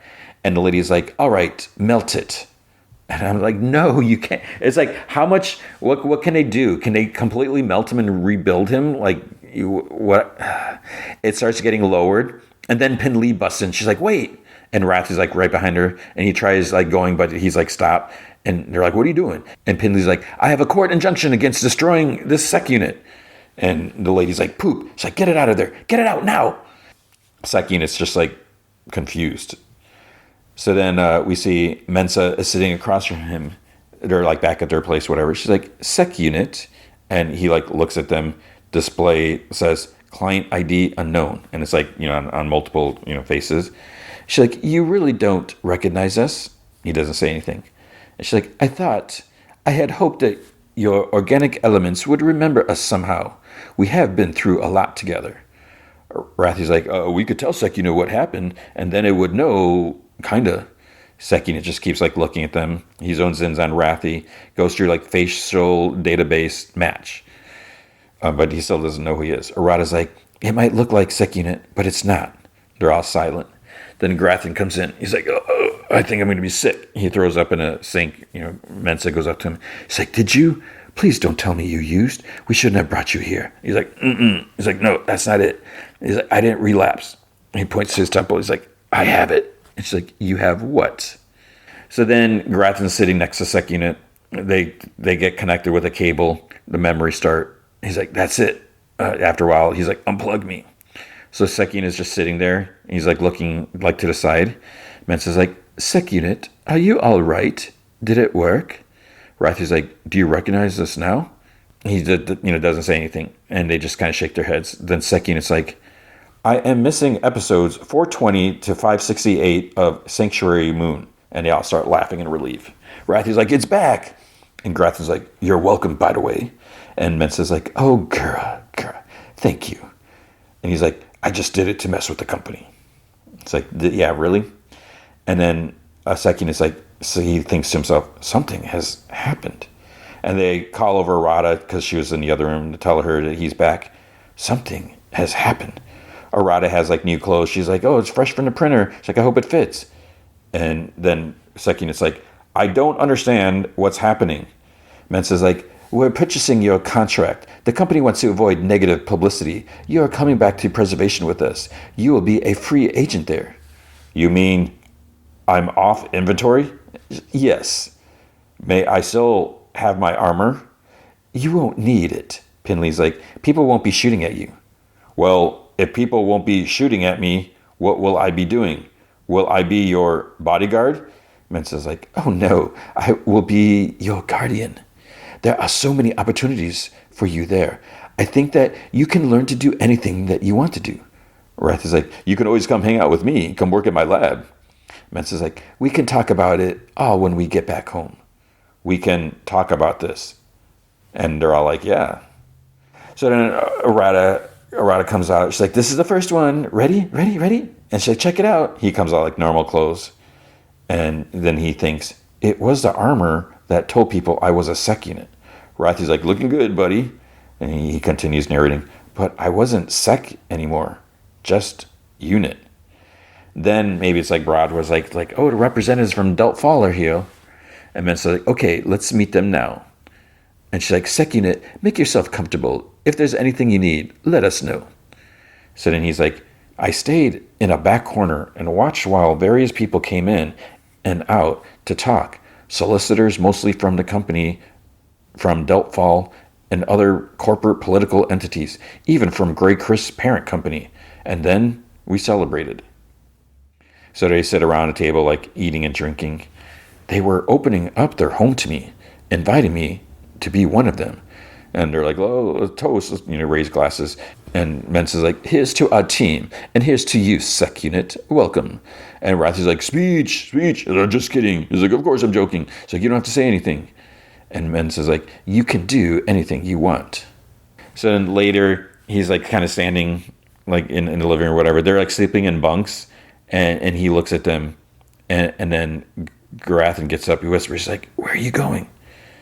And sec unit's like, I'm going to check the perimeter. And Grathan has a slight smile. He's like, listen. He's like, you'll get used to it. They are good people. The best people I have ever met. Preservation Alliance, I mean, they're weird. It took me some time to get used to it, but once you do, you're going to find your place here. And he actually is like, I'd like to help show you the ropes. He's like, I've been thinking about it, and I feel like I understand. I mean, to a certain degree. Well, maybe. And it's like, oh my gosh, like, Garathan's like actually likable. But then Sec Unit cuts him off. He's like, Dr. Garathan, I need to check the perimeter. So it's like, I was actually getting touched. It's like, they care so much about him. They're welcome. They went to all these means to, rescue him, bring him back. They got his memory back. Garathan, like, the fact that he uploaded all those memories into it, I mean, that has to take a toll, And, they're going to take him back and he's going to be free. But he's got to check the perimeter, probably because that's all he knows to do. So he just wants to make sure they're safe, right? So he says, I have to check the perimeter. And Garathan just like looks at him and he nods. He's like, you need to check the perimeter. And then Sec Unit's like, thank you. And he goes out. And Garathan's like, thank you. So Sec Unit stands outside the door for a second. Then it walks. But then it goes to a busy area. Then it keeps walking. It was strange in these clothes. I look like an augmented human. No one noticed I was a Sec Unit yet. I tapped into the map system and made my way down to the lower port work zones. And in this part, it's like, no. He's like, I checked the schedule feeds. The next departure was a bot-driven transport ship headed to a distant mining facility. and I greeted it with a ping and let it know that I was a happy servant bot who needed a ride. And he like takes some other guy's bag. It's just like, you know, kind of like laying on the floor. And then we see him dressed like full outfit, whatever. I showed it how many hours of shows and other media I had to share. It turned out cargo transport bots also enjoy premium quality entertainment. And he gets on like the ship. And then we see Mensa gets up and she kind of, you know, it's still night. She like looks around because she's like, where's Secunit? Then we see the ship taking off. I don't know what I want, but I know I don't want anyone to tell me what I want or make decisions for me, even if they are my favorite human. And we see Mensa kind of like almost starting to cry. And then it goes black. And then Murderbot and message. And that's the end. And then it's sad. You know, they wanted, you know, they cared so much and he had a home and he just leaves them. So where is he going to go after this? And, you know, he doesn't have his armor. So what's he going to be able to...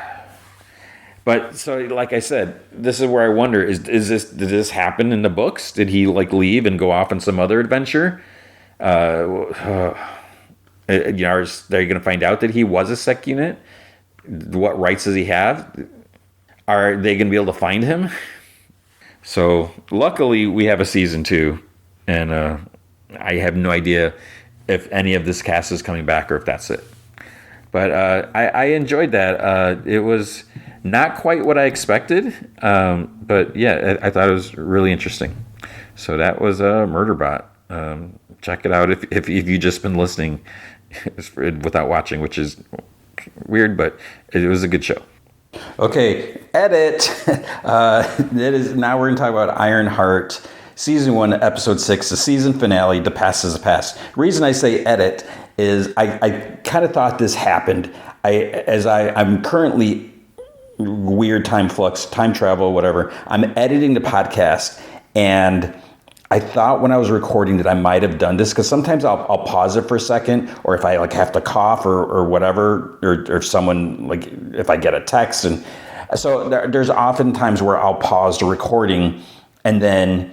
The thing is when I do it, I think you have to hit like pause twice because like one is it's this weird thing, whatever.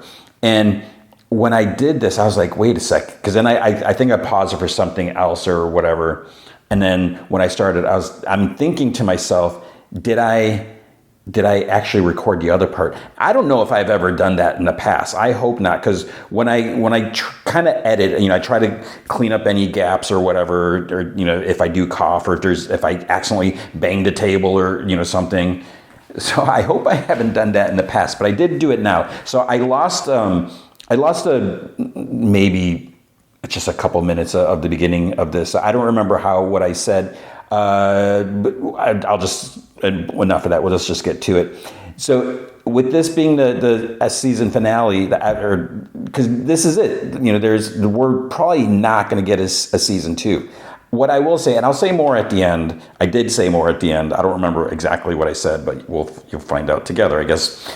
I did enjoy it. It was better than I thought, and it does get better from that first episode. So if that's all you watched, then you know there's a lot going on here, and it is kind of crazy. I can say this now. I will say this now is that the ending is kind of surprising. So you know you want to like listen to see how does this end, and you know there is the big question: where are we going to go from here? Because there are some unknowns. And what I think another reason why I think people should watch this is Riri. She is not your typical Marvel hero. I mean, you know, a lot of people like the flawed characters, and she is definitely a flawed character. I mean, she's super smart, but she's young. You know, she's a genius. She makes some really bad decisions. And that's something that we've seen the repercussions from that, like what happened with Ezekiel and how his life was all, you know, turned upside down. And just the fact that she's like, well, I'm going to team up with this guy, Parker Robbins. You know, she didn't know anything about him. She didn't know what he was mixed up with. But then when she found out that they're going to be doing some shady stuff, stealing from people, and yeah, you're stealing from those who have probably like screwed over people and in a sense stolen from them, you know, stolen from their soul. And in a sense.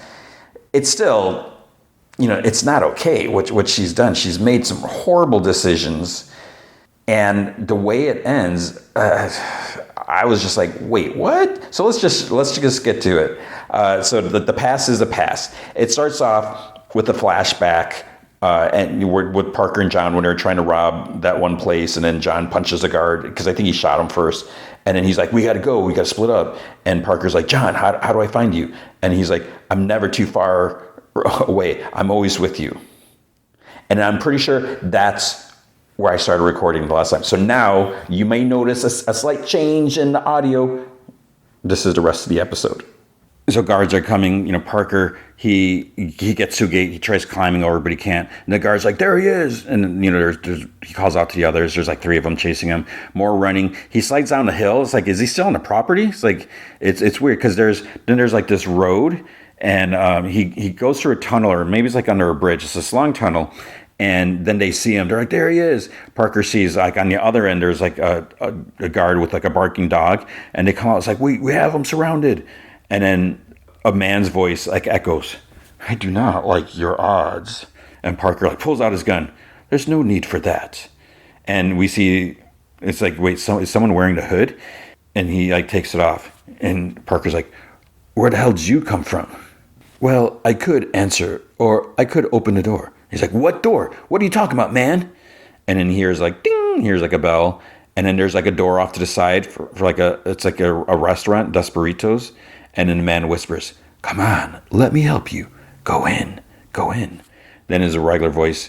He's like standing by the door. He's like, hey, are you coming? And you hear, take the step. So he goes in, then the door is gone. They're like, he's gone, where'd he go? Inside the restaurant, Parker is sitting across from Sacha Baron Cohen. And he's like, who the hell are you, man? And he's like, me? I'm just a fan who wants to be in the Parker Robbins business. Can I ask you a question? He's like, do you mind if I stare at you? He's like, amazing, what a face. I'm like, what? And Parker's like, how do you even know me? And closed caption just lists him as man, like lowercase man. And he's like, oh man, you are a legend. Well, you're not currently, but you deserve to be. If we start working together, I'm going to make you the greatest human of your generation. And Parker's like, this is weird. He's like, how about a slice? If it's not right, we'll send it back. Keep on bringing it until it's perfect. It's like, try it. Anyways, Parker, you're not fulfilling your potential. And I know how much that upsets you. And it makes me very, very sad too. And Parker's like, I'm sorry, bro. And he looks over. There's he's looking at this family at the table, like kind of chattering away. He's like distracted. He's like, this poop about me fulfilling my potential. And the man looks over at and then the music and chattering stops. He like makes some like, Parker's like, I mean, how would I even, but he notices that the family's just like frozen. They're just sitting at the table. He's like, you just did that? And man is like, did you like it? You want me to do it to someone else? And softly he's like, shall I do it to the whole city? But then back to normal. She's like, now let me ask you, what is it that you most desire? And Parker's like, I don't know. He's like, you know what? I'm wasting your time. Okay, thank you. And Parker's like, wait, hey, look, I guess I want to be powerful and respected. And he like bangs on the table. He's like, stop BSing me and tell me what it is you really want. And Parker's like, I want to be rich. And he's like, okay, how rich? Like stupid, disgusting, greasy rich. And the man's like, stupid, disgusting, greasy. Okay, you got it. And then echoing is like him. And we see like some quick flashes of Arthur, like Parker's dad. And Parker doesn't answer. And man kind of continues talking in his head. He's like, no, richer than him. And Parker's like, you're going to give me everything? And he's like, no, of course I'm not, you beautiful human being. I'm going to give you the tools so that you can get yourself everything you deserve. And he's like, okay, I want to be king.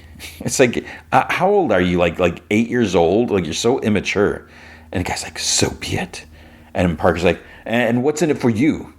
He's like, oh, something you won't even miss. And Parker's like, whatever it is, I'm in. I knew you were smart. He extends his hand. Parker kind of hesitates and then shakes it. This is great. I have to leave. And Parker like looks at his cloak that was like sitting like over like on a booth. And the man's like, it's been a pleasure. And he's like, hey, look, yo, you forgot your thing. And the man's like, oh, no, that's yours. And Parker gets up. He's like, it looks expensive. And the man's like, no. It's like, not too expensive for you, your majesty. And the man puts it like over Parker's shoulders. And they're like looking in the mirror, like on a wall, whatever. And Parker's like, how do I look? And the man's like, right now, you look like poop. But soon, you're going to look like the king you were born to be. I'll be in touch. And he starts like walking out. He snaps his finger. The kids like laugh, and the music starts back up. Parker's just like standing there, puts the hood on, keeps looking at himself. He looks so silly. He just keeps looking at himself. Then it cuts to him sitting at a table in front of a ridiculously large like meal, like food like everywhere. It's like this huge table. There's even like a roasted tusked pig. And Ezekiel's sitting there, and he's not looking happy. And the news can be heard saying, Artwork CEO has made an overnight exit, now setting the table for a so-called invisible partner to take the helm. And partner puts his phone down. He's like, don't be shy. Have you tried the caviar? Ezekiel's like, something about being held against one's will kills the appetite. It's like, besides, eating baby animals is unethical. Then Parker makes him eat by command. He's like, eat. So he's like really such a piece of crap, and he's like, he smiles, and Ezekiel's like, why are we here? And Parker's like, we need to lie low since, you got your hands dirty. You did kill Riri. And Ezekiel's like, yeah, I killed her. And Parker's like, because if for some reason you've been less than honest, we'd have a problem, right? And Ezekiel's like, I would kill her again if I could. And he's like, fine, eat. And he's like, I'm not doing this. But then Ezekiel tries jabbing a fork in Parker's face. But of course, he's able to stop him. But it's like, how does it work? How can Parker like telepathically control? Can he telepathically? Or maybe this, not just this case. Because then, it's because, somehow he's controlling him. It's one thing to give him commands. But somehow he's controlling him. Because then Parker makes him jab the fork in his own thigh. And it's like, he's so pathetic. The only person like working with him is the one that he can control and force to be there. So it's like LOSER. And Parker's like, you're programmed to prevent anyone from harming me, even yourself.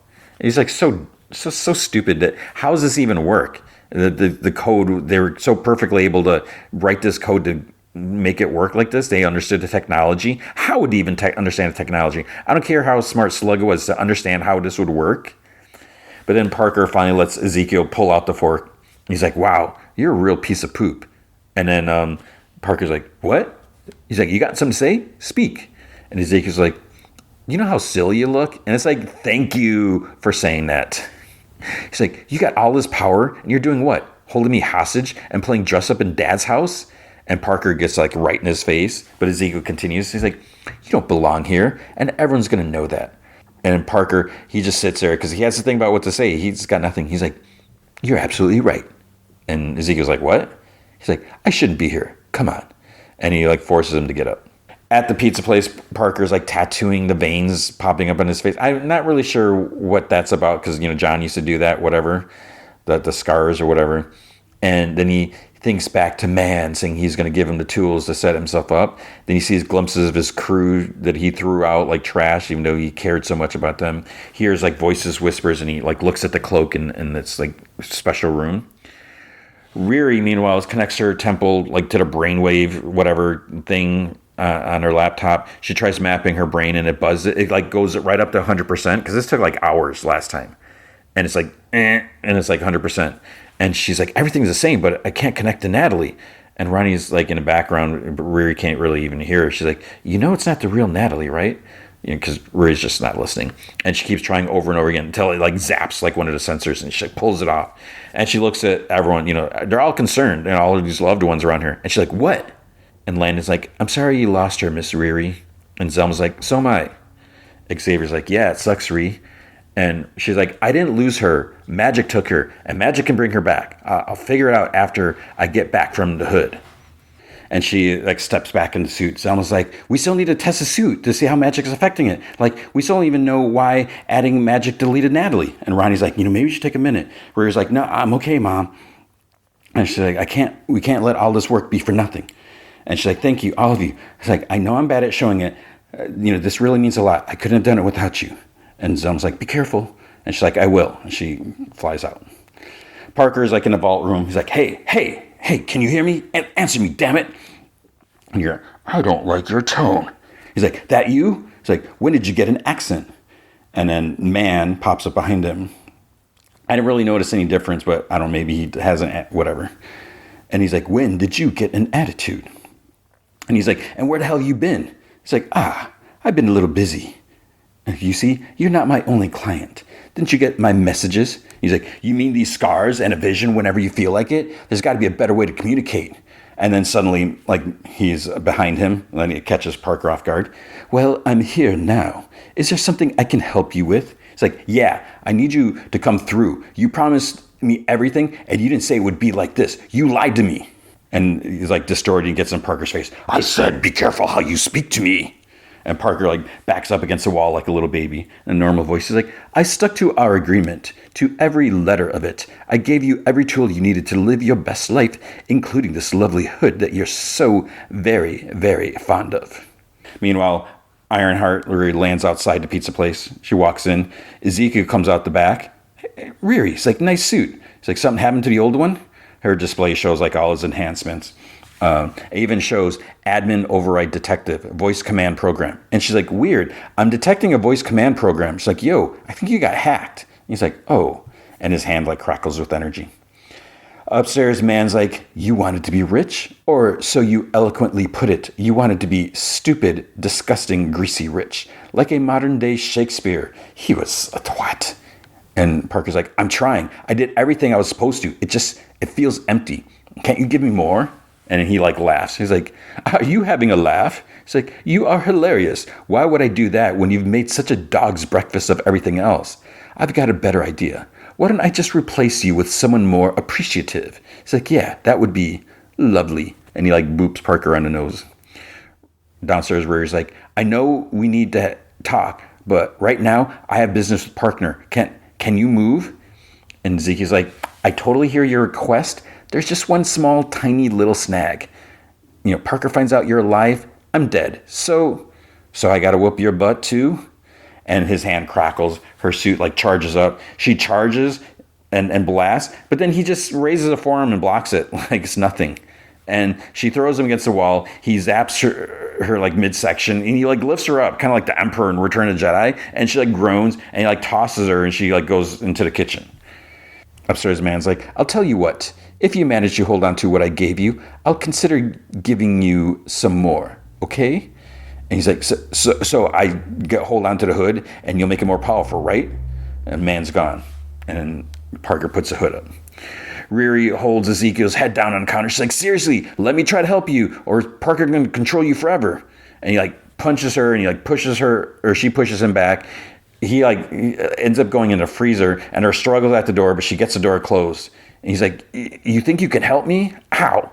She's like, I'm going to knee you in the groin. He's like, what? She's like, I'm sorry, but I assume there's no bionics there. Your body's going to respond in crisis mode. And he's like panting. He's like, and shut down enough for you to manual override via the processor beneath the node in my neck. It's like, that's smart.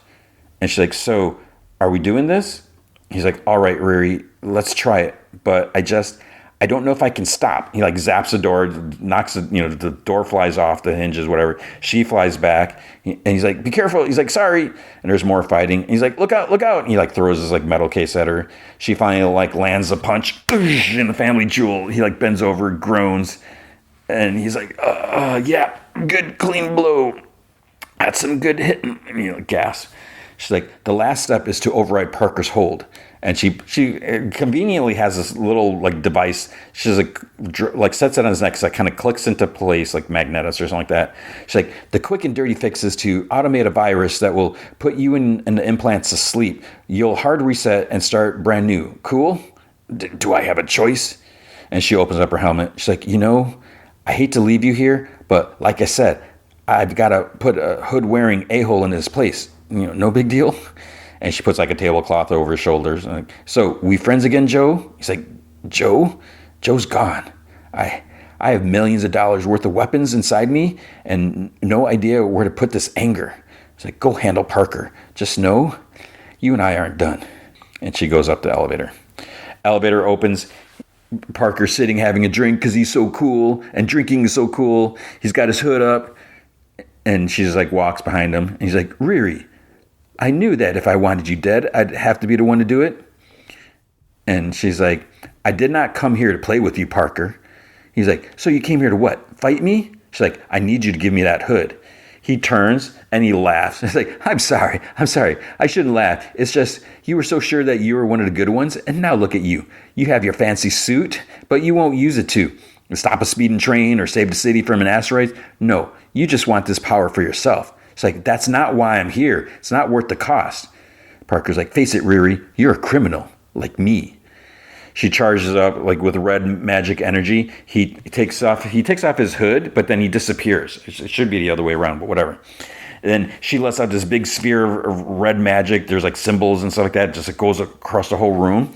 And then he reappears. It's like she forces him to appear, and he's like surprised. He's like, don't tell me that's magic. I thought you were tech only. And he's like, well, now it's a fight. So he's mad that she's using magic too. He pulls out his pistols. She flies at him. He shoots. She dodges. They grapple. She like charges like an arm and blasts him. He flies back, punches him twice, picks him up, slams him against the wall. Like distorted growlings like coming from him, which like surprises Riri. She's like, Parker, look what it's doing to you. And it's like, are his teeth bigger?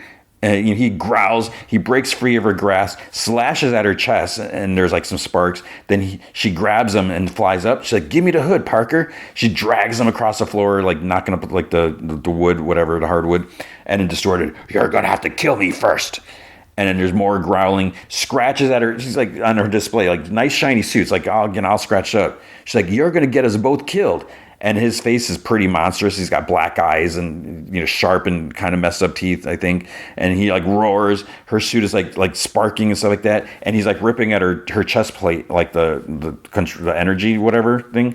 And she's like, "Let me go." And she's like, "Commence emergency protocol." The suit powers up. He like laughs. He almost has the chest thing out. And then like big explosion, big ball of flame. Then we see as the dust like settled, suit's all in pieces already. She just built a suit and it's already like in pieces. Riri's groaning on the floor.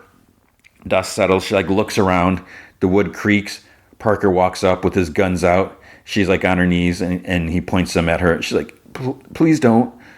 Please don't. And he's like, it sounds kind of stupid when I say it out loud, but I trusted you. Everyone trusted you. And he's like, this one's for John. And then he shoots. It's like practically point blank. But then there's like some blue shimmer around her. She like disappears. And like the piece of the suit disappears. And he's like, what the hell? But then she reappears and the suit reappears. She's like, pretty sweet hologram, right? Turns out she's right behind him still in a suit. She grabs his arms. And I guess bones crack. He drops the pistols. She pulls, whoom, rips the suit off him. You hear like voices shriek. Parker screams. There's like black, dusty like energy that comes off him. He screams like, "Give it back! Give it back!" He groans. Of course, she has to like open up her helmet. She's like, "You all done?" And he's like, "You don't know what it's like without it. It hurts. It hurts." And she's like, "I know." He's like, "Please." She walks away to the elevator and cries, "It hurts. It hurts." He's crying. Poor Parker. She gets out of the elevator. Man is sitting, eating at a table. She's like, "Who are you?" He's like, "I'm somebody who ordered too much. Are you hungry?" But I think they both said, because like in unison, it's like, "Always." And she's kind of, it catches her off guard a little bit. And she's like, "Do we know each other?"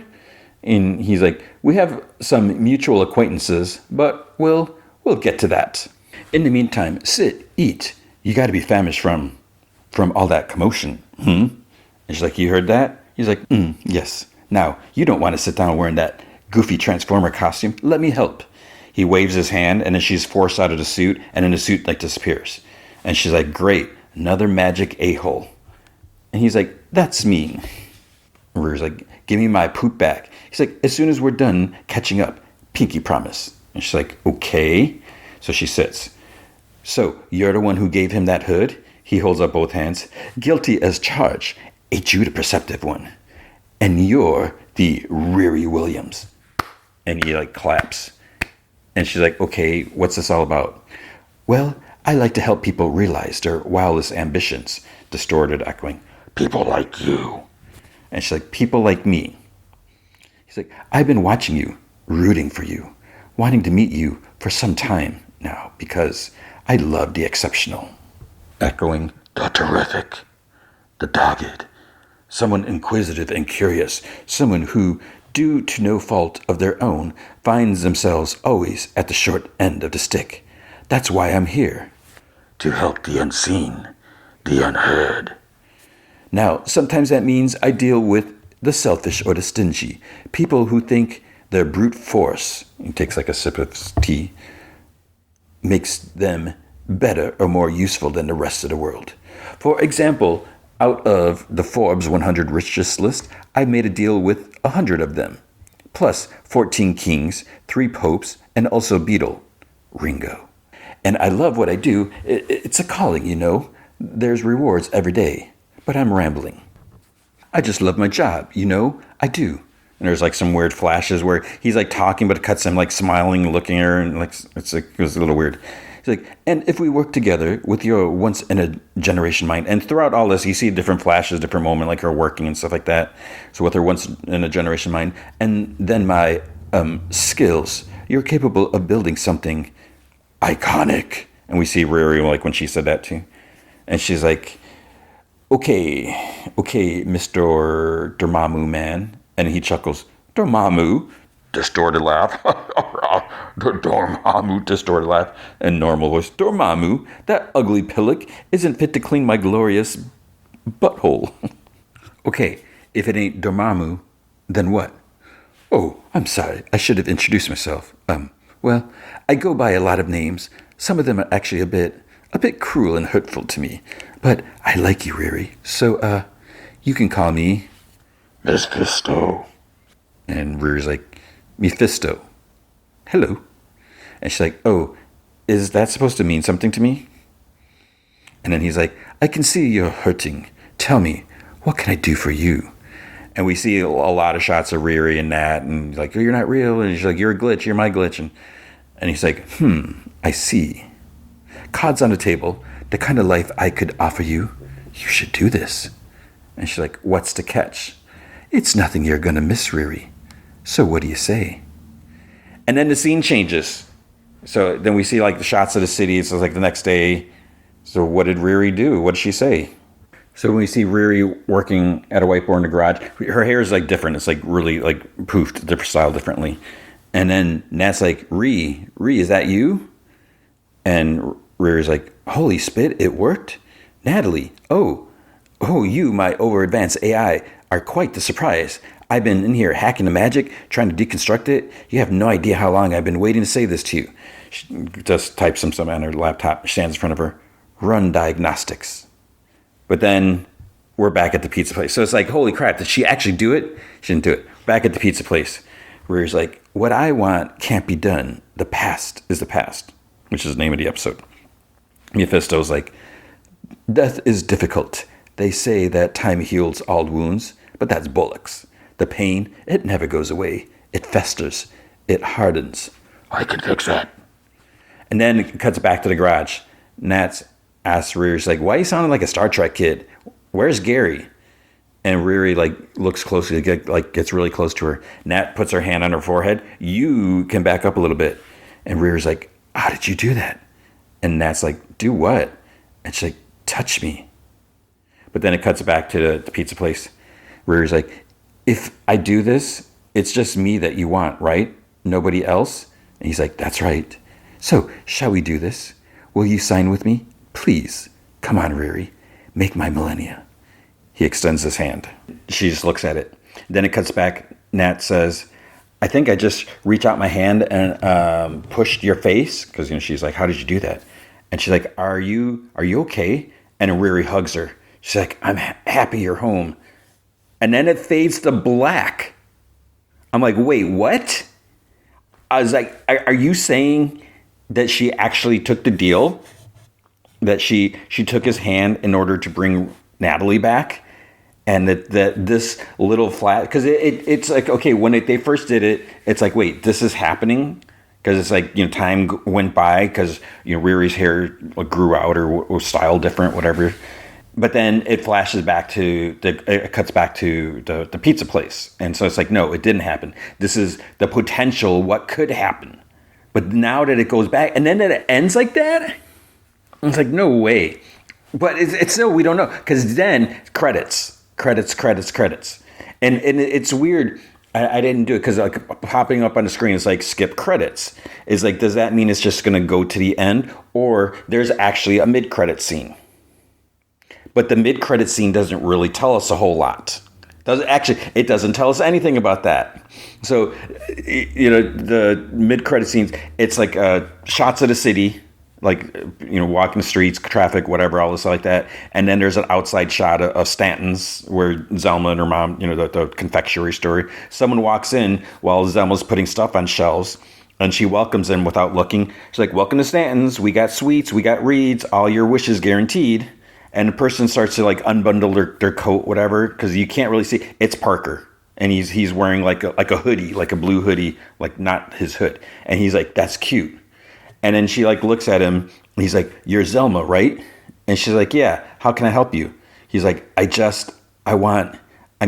need some heavy duty magic. And everyone I talked to, they told me to come here. But wait, so who's everyone that he talked to? And how is it like common knowledge? It's like, oh, this candy store, they do real magic there. And who the heck was he talked to? Parker has no friends. He's a complete loser. So he's like, I'm not going to lie. The shop looks a little regular. And she like scoffs and chuckles. She's like, sir, this ain't no regular shop. But if you're looking for magic, she like, and the fact that she does this so openly, like, who is this dude that just walks in? She like waves her hand and like a jar of candy like swirls around.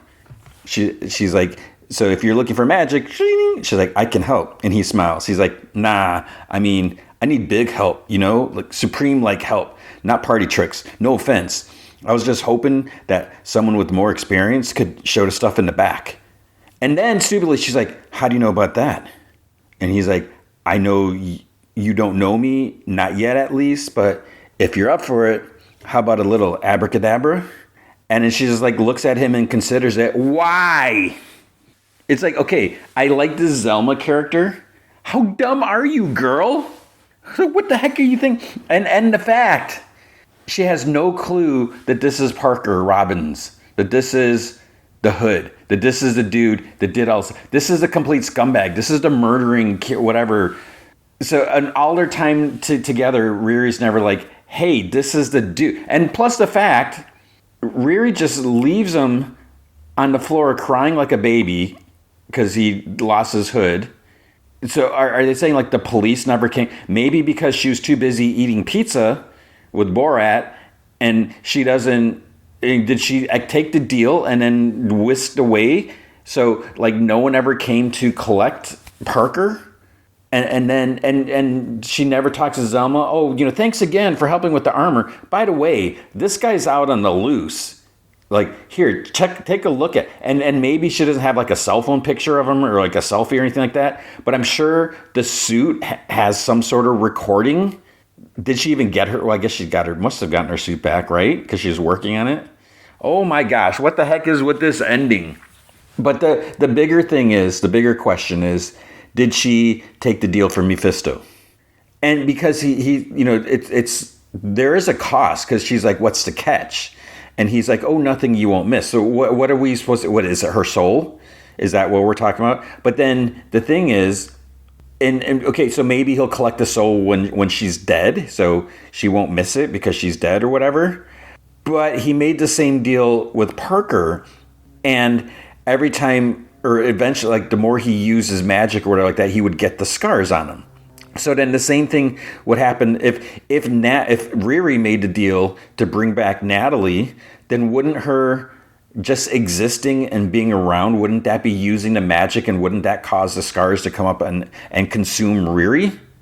I don't understand, and I don't know if there's been any talk, if showrunners or writers or directors, or if anyone has said anything about like what that ending means, because a lot of times you see like outlets do what the ending means, and often it's like so basic. It's like, why are you doing an article when it is so incredibly obvious? Like, that's the end, that's what happened. But this, I don't know. I have no idea. And the thing is, because Riri, she's a hero, so you would think, no, she's not going to make a deal with Mephisto. But this is also Riri. She actually hooked up with the Hood and committed crimes. Oh, it's crimes against rich people, whatever, so it's okay. No, it's still a crime. And she used Joe. She ruined Joe's life, turned him evil, basically. And he still said, we're not done. And the thing is, we're probably not going to get a season 2 because so many people can't handle the fact, or whatever the issue that people have with this show. And don't give me that garbage that, it's poorly written. That is not why. Because then why are negative reviews going up when people didn't even watch the episodes? So who knows if we'll ever find out. But I don't know. You tell me. And maybe I need to like try to see, have there been any like interviews? Has anyone said anything? Because I don't know if we'll ever get an answer. That was Ironheart. Oh my goodness. All right, Squid Game, Season 3, Episode 4, 222. So this is about Player 222. This is... I'm still waiting, and maybe I'm in the minority. I mean, I haven't looked at the IMDb numbers, ratings, but I thought what I heard is when the first, because the whole season dropped at the same time, but people were saying it was like inconsistent. So far, I mean, I'm enjoying it, and I'm watching them pretty much week by week.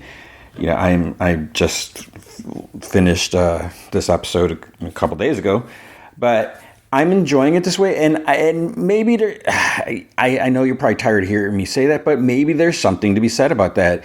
Is enjoying them week by week instead of just binging. And I know the attention's not necessarily the attention span, but just the way people consume things, especially the younger generation, they're more used to bam, bam, bam.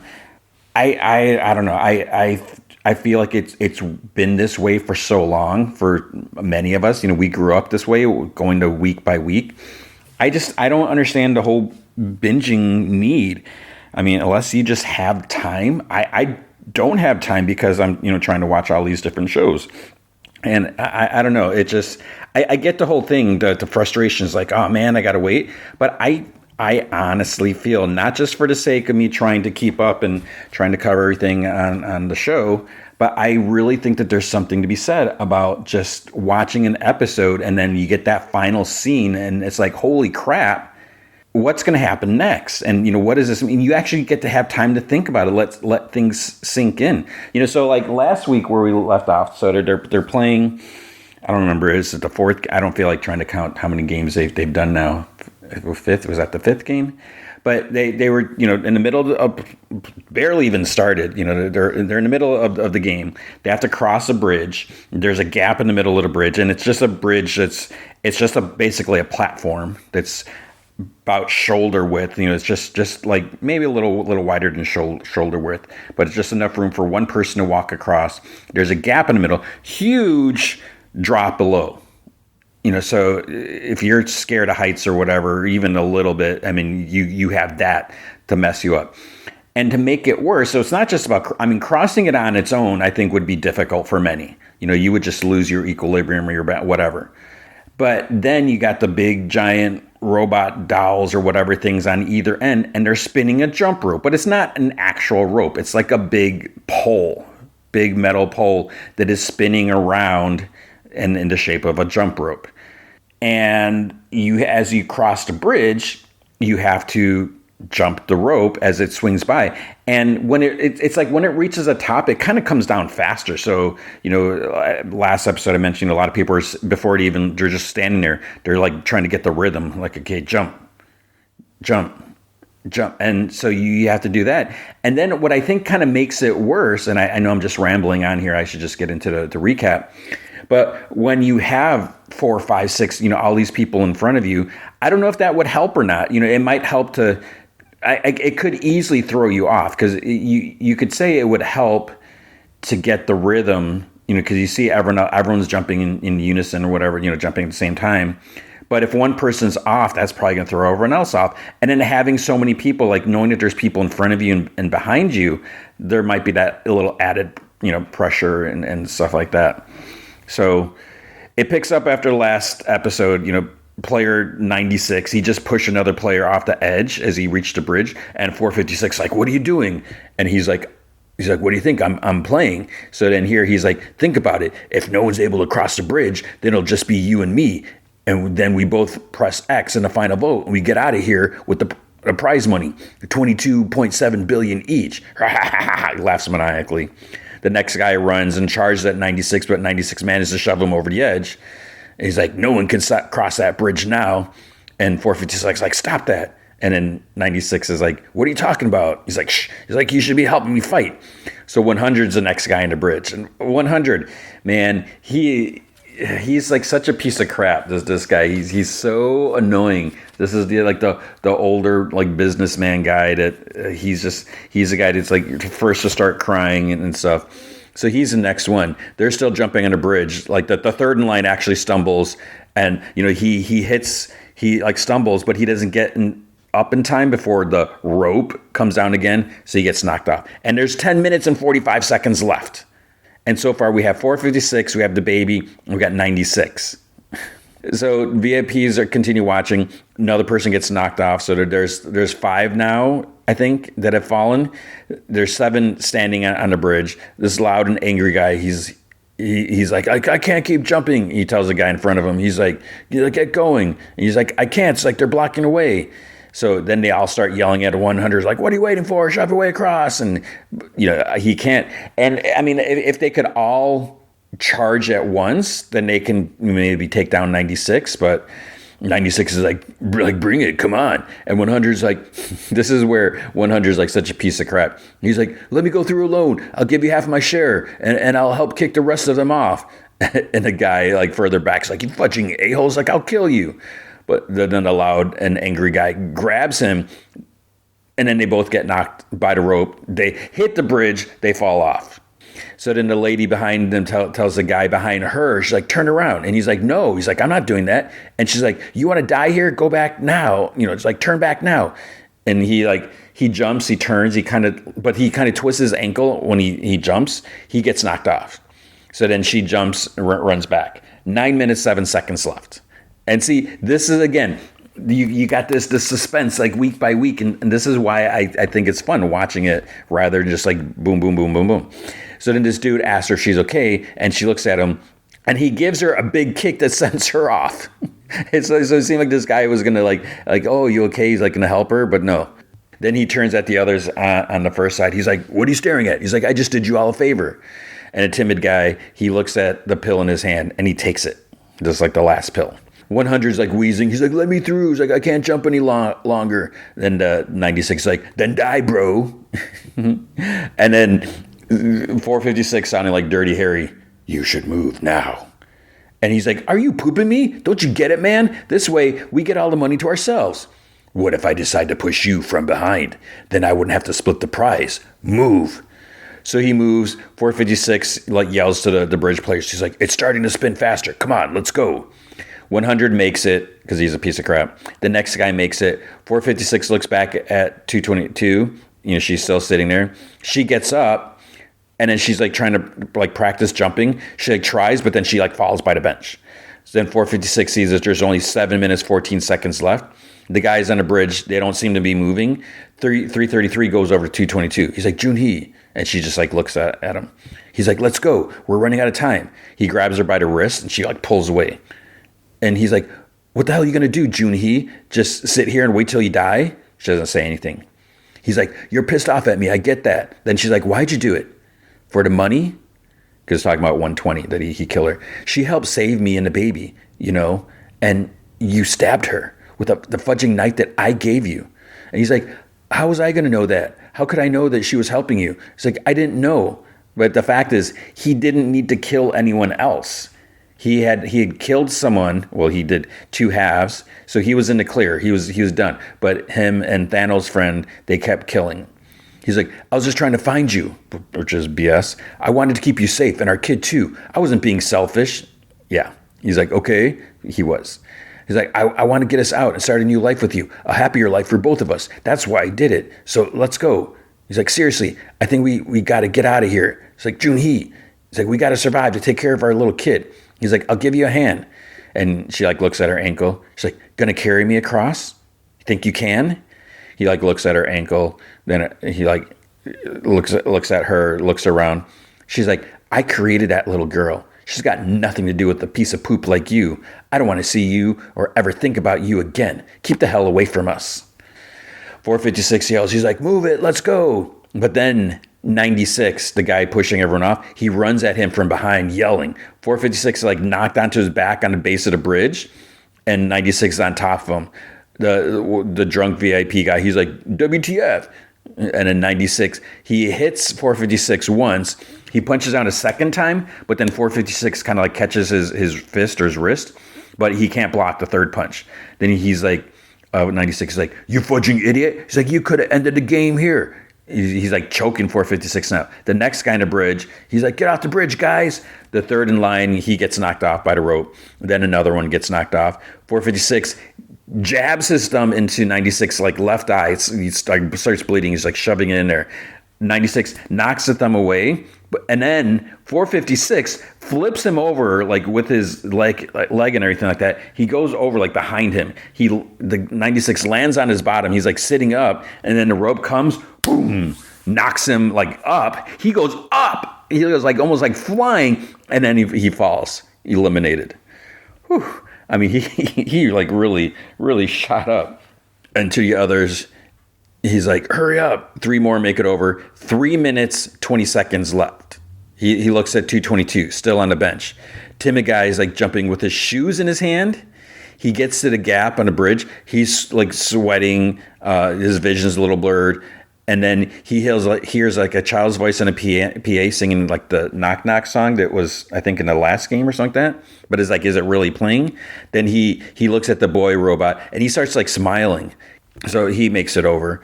333, he's standing at the start of the bridge. And in 222, she's still sitting. He stares at her. Then he starts the bridge. He starts going across. 220 finally gets up. She hobbles a step. 456 yells at her. He's like, stay right there. He's like, I'll be there soon. And then he yells at the others. He's like, don't be scared. He's like, go. The guy in front of 333 is scared. He's just jumping in place. 333 is like, go. The guy falls in a gap and he's hanging on. And he calls her 333. He's like, just help me. Just help me up. Give me your hand. 333 jumps over the gap and the guy hanging there. The guy's like, just give me your hand. And then he falls to his death. But it's so at first I was like, well, maybe 333 is going to reach out, help this guy and show Junhee, show 222 that, okay, maybe he is a little compassionate. He's going to help some random person. But if he did that, if he tried to bend down and lift him up, there's no way he could do that and jump the rope. So he just would have died. So sorry, the other guy's eliminated. 333 makes it across. 456 looks. 1 minute, 9 seconds remaining. He yells a minute and 9 seconds to run across, and you can't just run across. One, it would, even if there's no jump rope, it'd be hard to run across because you would just lose your balance. But he has to go across. He has to go jump because of the jump rope plus the gap. And then somehow, what's he going to do? Piggyback ride? And then he yells 220. He's like, stay there. He's like, I'll come to you. She calls back. She's like, you can't come back now. And she's standing at the edge. And he's like, no, Junhee, no, wait. He's like, no, I'll get there. You'll make it through, Junhee. And she's like, please don't come. Just stay there. If you don't survive, my baby will die too. You said the most important thing was saving my little girl. That's what I'm trying to do right now. watch over her. He's like, Junhee. She steps to the edge. And then now at this point, it's like somehow there's only 10 seconds left. So like a minute had gone by in that moment. 3:33 is like staring in shock. A tear goes down Junhee's cheek. Then she stops. We see the 222 game piece in the VIP room gets knocked on the floor. And then the woman in PA, player 222 eliminated. 456 just like staring in shock. Then the rope stops. The timer beeps. The game has now concluded. 3:33 is like bending over in anguish. The baby's sleeping, just lets out a big yawn. And we get a shot of Junhee like on her back at the bottom. Blood's pooling around her body. And her like leg is like twisted, just from the impact. Her eyes are open. She's just staring blankly above. So it's like, and that's all in the beginning. It's like, so you're calling the whole episode 222? So masked guards exit an elevator. They're being watched on camera by the masked officer dude. The guards are getting scanned. Number 18, outer perimeter patrol. 11 steps forward. Number 11, outer perimeter patrol. Next is 16, and they're like 16, outer perimeter patrol. But it's like, how's he scanned as 16 when he's not 16? So I was like, huh? Well, I guess they must have just faked it, whatever, because she kind of threatened them, whatever. The doors open. They head up some stairs. The masked officer radios, get the pursuit team ready. So they have something planned for them. They come out at hatch, and it's like night or early morning or something like that. 11 tells a dude like to follow her. Meanwhile, the players are brought back to the common room. 456 is carrying the baby. The VIPs watch, and the lady's like, well, putting the baby in the game was genius. Makes it twice as fun and dramatic. And so the guy's like, well, I'm glad you enjoyed it. He's like, I had no idea the game would turn out like that. The drunk guy's asks, he's like, but what do they do with the baby now? The third guy's like, well, since a mother is eliminated, maybe they should just eliminate it too. The drunk guy's like, eliminate it? It's like, one way or another, we all saw that baby cross the finish line, right? Someone else is like, or the lady's like, that's true. It's not fair to eliminate someone who crossed the finish line. He's like, that's the first time you looked attractive with your mouth open. To someone else is like, look, the baby's not an independent participant. It's dependent on 222. And if 222 is eliminated, the baby must be eliminated. These guys are like, they're horrible. And someone's like, if that's the case, we should have made the baby move with its mother in the previous game. He's like, if we accept the baby cross the finish line separately from its mother, then it should be considered an independent participant. The lady's like, okay, if we can't all agree, why don't we just ask the host? How about having the baby compete as a player 222 in the next game? Guy's like, isn't that the mother's number? It is. And what's your reasoning? Soon the players will vote whether to continue the game. And someone's like, so what changes if the baby participates? If the baby competes in place of its mother, both the voting and the game will be more interesting. I promise you. The lady's like, if our host is so sure of himself, let's do that. They all agree. And someone's like, player 222 is back from the dead thanks to her baby. This is the biggest twist since the resurrection of Jesus. And drunk guy's like, awesome. Player 222 is invincible. And I knew it. I knew she could do it. The other VIPs laugh. So it looks like there's only 8 beds now in the common rooms. They got rid of like all the bunk beds and everything like that. So 456 like holding the baby. 333 looks over at him, but he hasn't like no one else knows. I don't even think 456 knows that he's the dad, because like everyone that knew is dead, I guess. Timmy guy is like sitting here, he has the shakes now. So was he having withdrawal? He took 2 pills, but I don't know what he took. And then a player, I don't remember if it was 33 or 30. He goes up to 353, asks if he's good with numbers, and he nods. He's because there's only 8 players now. He's like, that makes the prize, and the guy's like, divide 44.8 billion by 8, 5.6 billion, which would be $4,025,012.58. So $4 million. So, and he's like, 5.6 billion. He's like, you know what? That's good enough for me to get out of here. Is it good enough for you? The other guy's like, I'd be happy with that. And he looks at 100. He's like, he might not be. He owes 10 billion won. So I bet, for the rest of us, 5.6 will cover our debts. And then the other guy's like, then we could maybe, in the next round of voting, he's cut off by the alarm buzzing, guards entering, mask manager, different guy, what I'm assuming, because he's in pink. You have all made it through the 5th game in the series. Congratulations to you all. Then he says he's going to announce the results. In the 5th game, a total of 16 players were eliminated, bringing the number of remaining players to 9. The total prize money accumulated is 44.7 billion won, which is 32.1 million, making each player's share 4.96 billion won, which is $3,565,011.14 USD. And then someone's like, what do you mean there's still 9 players? There's only 8. And someone's like, he's right, there's only 8. Players 39, 100, 125, 203, 222, 333, 336, 353, and 456. 9 players have survived. 100, of course. He's like, wait, number 222? That girl? Clearly she just died. Everyone back me up. We saw 222 kill herself just now. Mask manager's like, player 222 is right over there. And he points to 456 holding the baby. And she's wrapped in 222's jacket. Another moment, she's like, what? Are you telling me that baby is player 222? That is correct. And 336 is like, wait, how's that make sense? Suddenly the newborn counts the same as us? That is correct. The baby is player 222. And 353 is like, so you're saying the baby gets its dead mother's number and her money that's worth almost 5 billion? That is correct. 203 is like, fudge that. What kind of BS is this? That little slut is dead, which is so disrespectful. Since she died back there, her share should be ours. What's that baby done to deserve it, huh? 336 is like, yeah, man, we risked our lives for that money, fair and square. And that kid shows up here and now is a player too? You want to share money with that thing? Are you bat poop crazy? It should be like, you guys aren't in the position to argue. You can complain, you can be unhappy, but they make the rules. You agreed to their rules, so they're whatever. 100 is like, you're going to pull his poop on us now? So say I get shot in here. My kids can inherit what I've earned. According to you, they get my share now? Are your kids there, 100? No, they are not.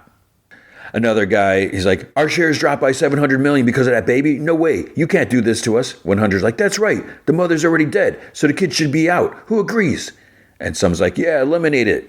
And someone else is like, that's right. The kid has to go. It should die right now. It's again, it's like they have no sense of humanity. And I can imagine, being in this game would affect you, warp you, but come on.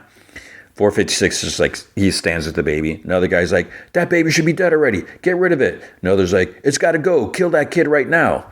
So I was like, are they willing? Will they go and like put their hands around the baby's throat and like do it themselves? Are they that sick and depraved that they could actually do that? Or do they expect one of the guards to do it for them? So the 5 start walking across the room towards 456. 333 stands, but he doesn't really move. So it's like, okay, what are you going to do, dude? This is your kid. One guy's like, hand over to little fudge. He's like, give it to me or I'll kill you too. And then, poof, mask manager shoots a pistol like towards the ceiling. The 5 like losers duck. And the other 2 armed guards move towards him. The mask manager's like, physical violence between players will no longer be tolerated outside of games. It is always our priority to give every single player a fair shot at winning. We appreciate your cooperation. Several mask guards like come with boxes. In order to congratulate all of you for reaching the final game in the series, we have prepared a very special reward for you. So meanwhile, Cho's friend is being questioned at the police station. He's asked his name, and Cho's like sitting at another desk with his hands cuffed. He's like mouthing, he's like keep your mouth shut. The other detective is like questioning Cho. He's like, you really know the house's owner? And he's like, how many times do I got to tell you guys that I do? Park's not really a fisherman. He's part of a criminal organization. He's like, you got the evidence right in front of you. Just look, inside that is a uniform and a mask they wear. Detective sighs. He's like, I've been investigating drug smugglers and gangs for 20 plus years now. You better believe no gang would wear pink jumpsuits and cover their faces with these stupid little masks. And Cho's like, I'm telling you the truth. They hide behind these masks, take people to this island, and force them to play kids' games, or they get shot. It sounds so absurd.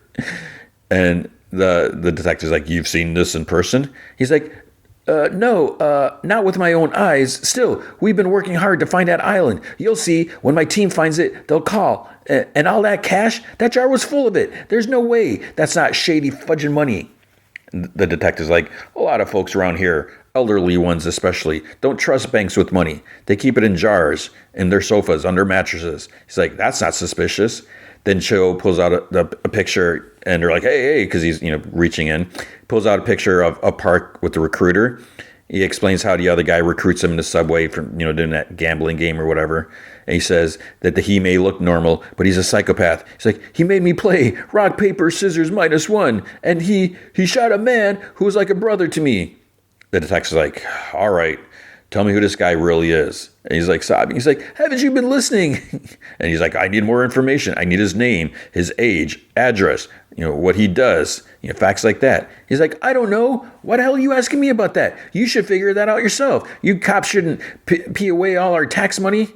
And then the detective's like, okay, that's exactly why I put your taxes to work and took a thorough look at your background. Man, you've got an impressive rap sheet.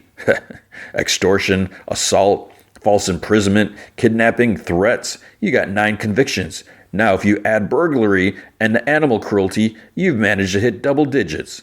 And then Cho's like, hey, no, I'm not the issue. Captain Park's the one you need to look into. Did you look into his background?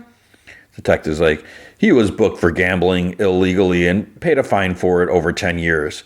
From then on, he's been totally clean without so much as a single parking ticket. And Cho's like, oh. On the boat, June and some others, you're looking at a bunch of sea maps. They have it's spread out on the floor. The captain's sitting there also. And he points out an island. June points out the island where he got shot. He used a tank of air to get there from the game's location through an underground cave. This other dude, the mercenary guy, Kim, he says that he's like, one tank of air lasts about 40 minutes. With the propulsion thing or whatever that he used, he's like, the island has to be within a radius of 20 kilometers. He's like, it's got to be on the map somewhere. And June's like, it's been 5 days since Mr. Seong, 456, went to that island. That means we have one more day to find this place.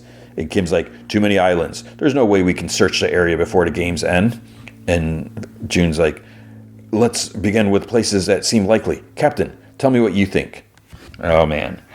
So he's probably thinking about what he can say to mislead them.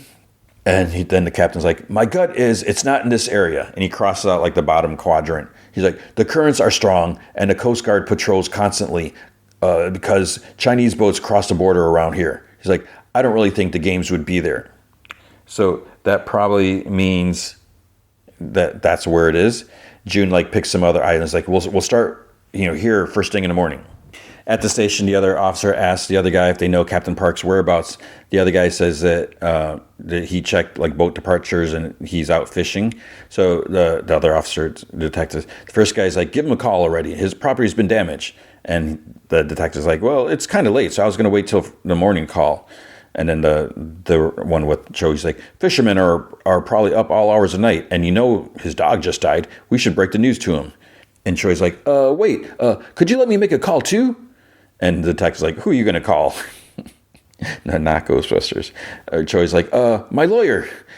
So then the detective slides the desk phone towards him. He's like, oh no. He's like, not this piece of poop. I need my phone. And the detective's like, it's been confiscated as part of a criminal investigation. Want to call someone? Here you go. And then Cho's like, okay, so my lawyer friend's number is stored in my contacts. I need my own phone. And the detective's like, there's no way. The other detective's has him has the captain on the phone. He's like, hi, I'm calling from the police station. I wanted to let you know that someone broke into your house this evening. So that's not good for June, if he knows. June's watching the captain's now he's on the phone on the deck while they're looking over the map. So he's gonna find out. So then the other detective, he's like, one of your neighbors phoned it in and we arrested the intruder at your house. Captain's like, I see. Just wondering, what was he after? And the detective's like, well, he was trying to steal a bag of cash and some clothes buried in your yard. And then Captain's like, could you tell me the name of the guy you caught? And the detective's like, yes, his name is Choi whatever, I don't remember his name is. He's like, do you know him by any chance? And the captain's like, no, we've never met, which he's lying. And the detective's like, I see. It's just this guy's been saying some crazy things. He claims you're a member of this group that is kidnapping a bunch of people and then taking them to this island to play deadly games. And the cash is from those criminal activities. He's like, oh, you know that pink jumpsuit you have?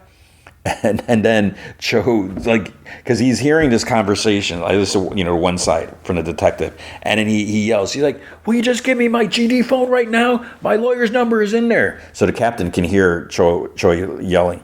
He's like, if you don't give me my phone, it's a clear violation of my legal rights. He's like, this how you small town cops operate? Do whatever you want? He's like, fine, get your chief in here. A close friend of mine is a big deal here in Mujin. He's like, keep this up and y'all get fudging sacked. So the detective stand up. He's like, enough already, all right? He's like, chill out. He's like, you can use your GD phone, okay? He's like, hurry up, come on. So the other detective apologized to the captain. He's like, oh, sorry, got noisy here. He's like, you should return to land as soon as you can. Come by the station to confirm if there's any other damage. He's like, oh, and I'm really sorry to have to tell you this. Unfortunately, your dog has died. It looks like Mr. Cho killed it. And he's like, okay, thanks, Mr. Song. That was the detective. And then the call ends, and then June comes out. He's like, who called you this late? And the captain's like, just someone I worked with on a boat back in the day. He woke up from a bad dream and told me to watch out. And June's like, what did he dream about? And the captain's like, he learned his dog was killed. So sad. But it's like, so the captain doesn't even care. Was it? I guess it is his place because there's pictures of him there. But he's like, he doesn't even care. The detective has Choi's phone. He's like, what's your passcode? And he's like, I'm not giving a cop my passcode. He's like, let me unlock it with my Face ID. Hold it up for me. So he's like, okay, he holds it up. He's like, here, look right here. And then Choi grabs the phone, gets up, runs out of the room. They start chasing him. And as he's running down the hall, he's like, Siri, call Detective Wang, which is June. So the captain says that he's going to radio the other boat and his crew to see where they're at. And then June's phone rings, and he sees that it's Choi. On the radio, Captain calls Boat 2. He's like, we've been exposed. Kill everybody before they catch on. So Choi's like running down some stairs. He's like, Wang, hey, he's like, Captain Park works for those bastards. And he's like, wait, what? He's like, he's one of those masked men. I found his mask, uniform, and everything in the house. The captain loads up an assault rifle.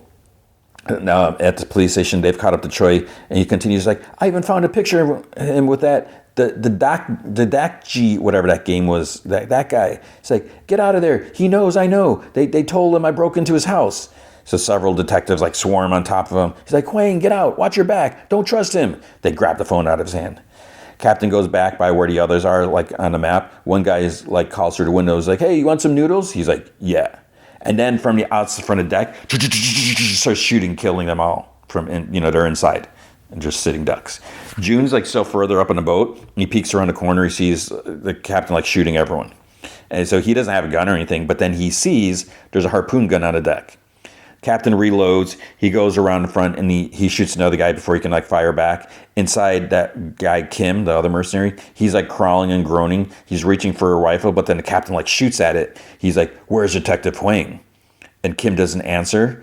So then the captain raises his rifle. Then Kim's like, turn around. And Captain like whips around, shunk, harpoon to the chest. He like falls, hits the wall. It's like slides down. June like squats down, presses a rifle up to his chest. He's like, tell me who you are. Captain's like, he's like groaning.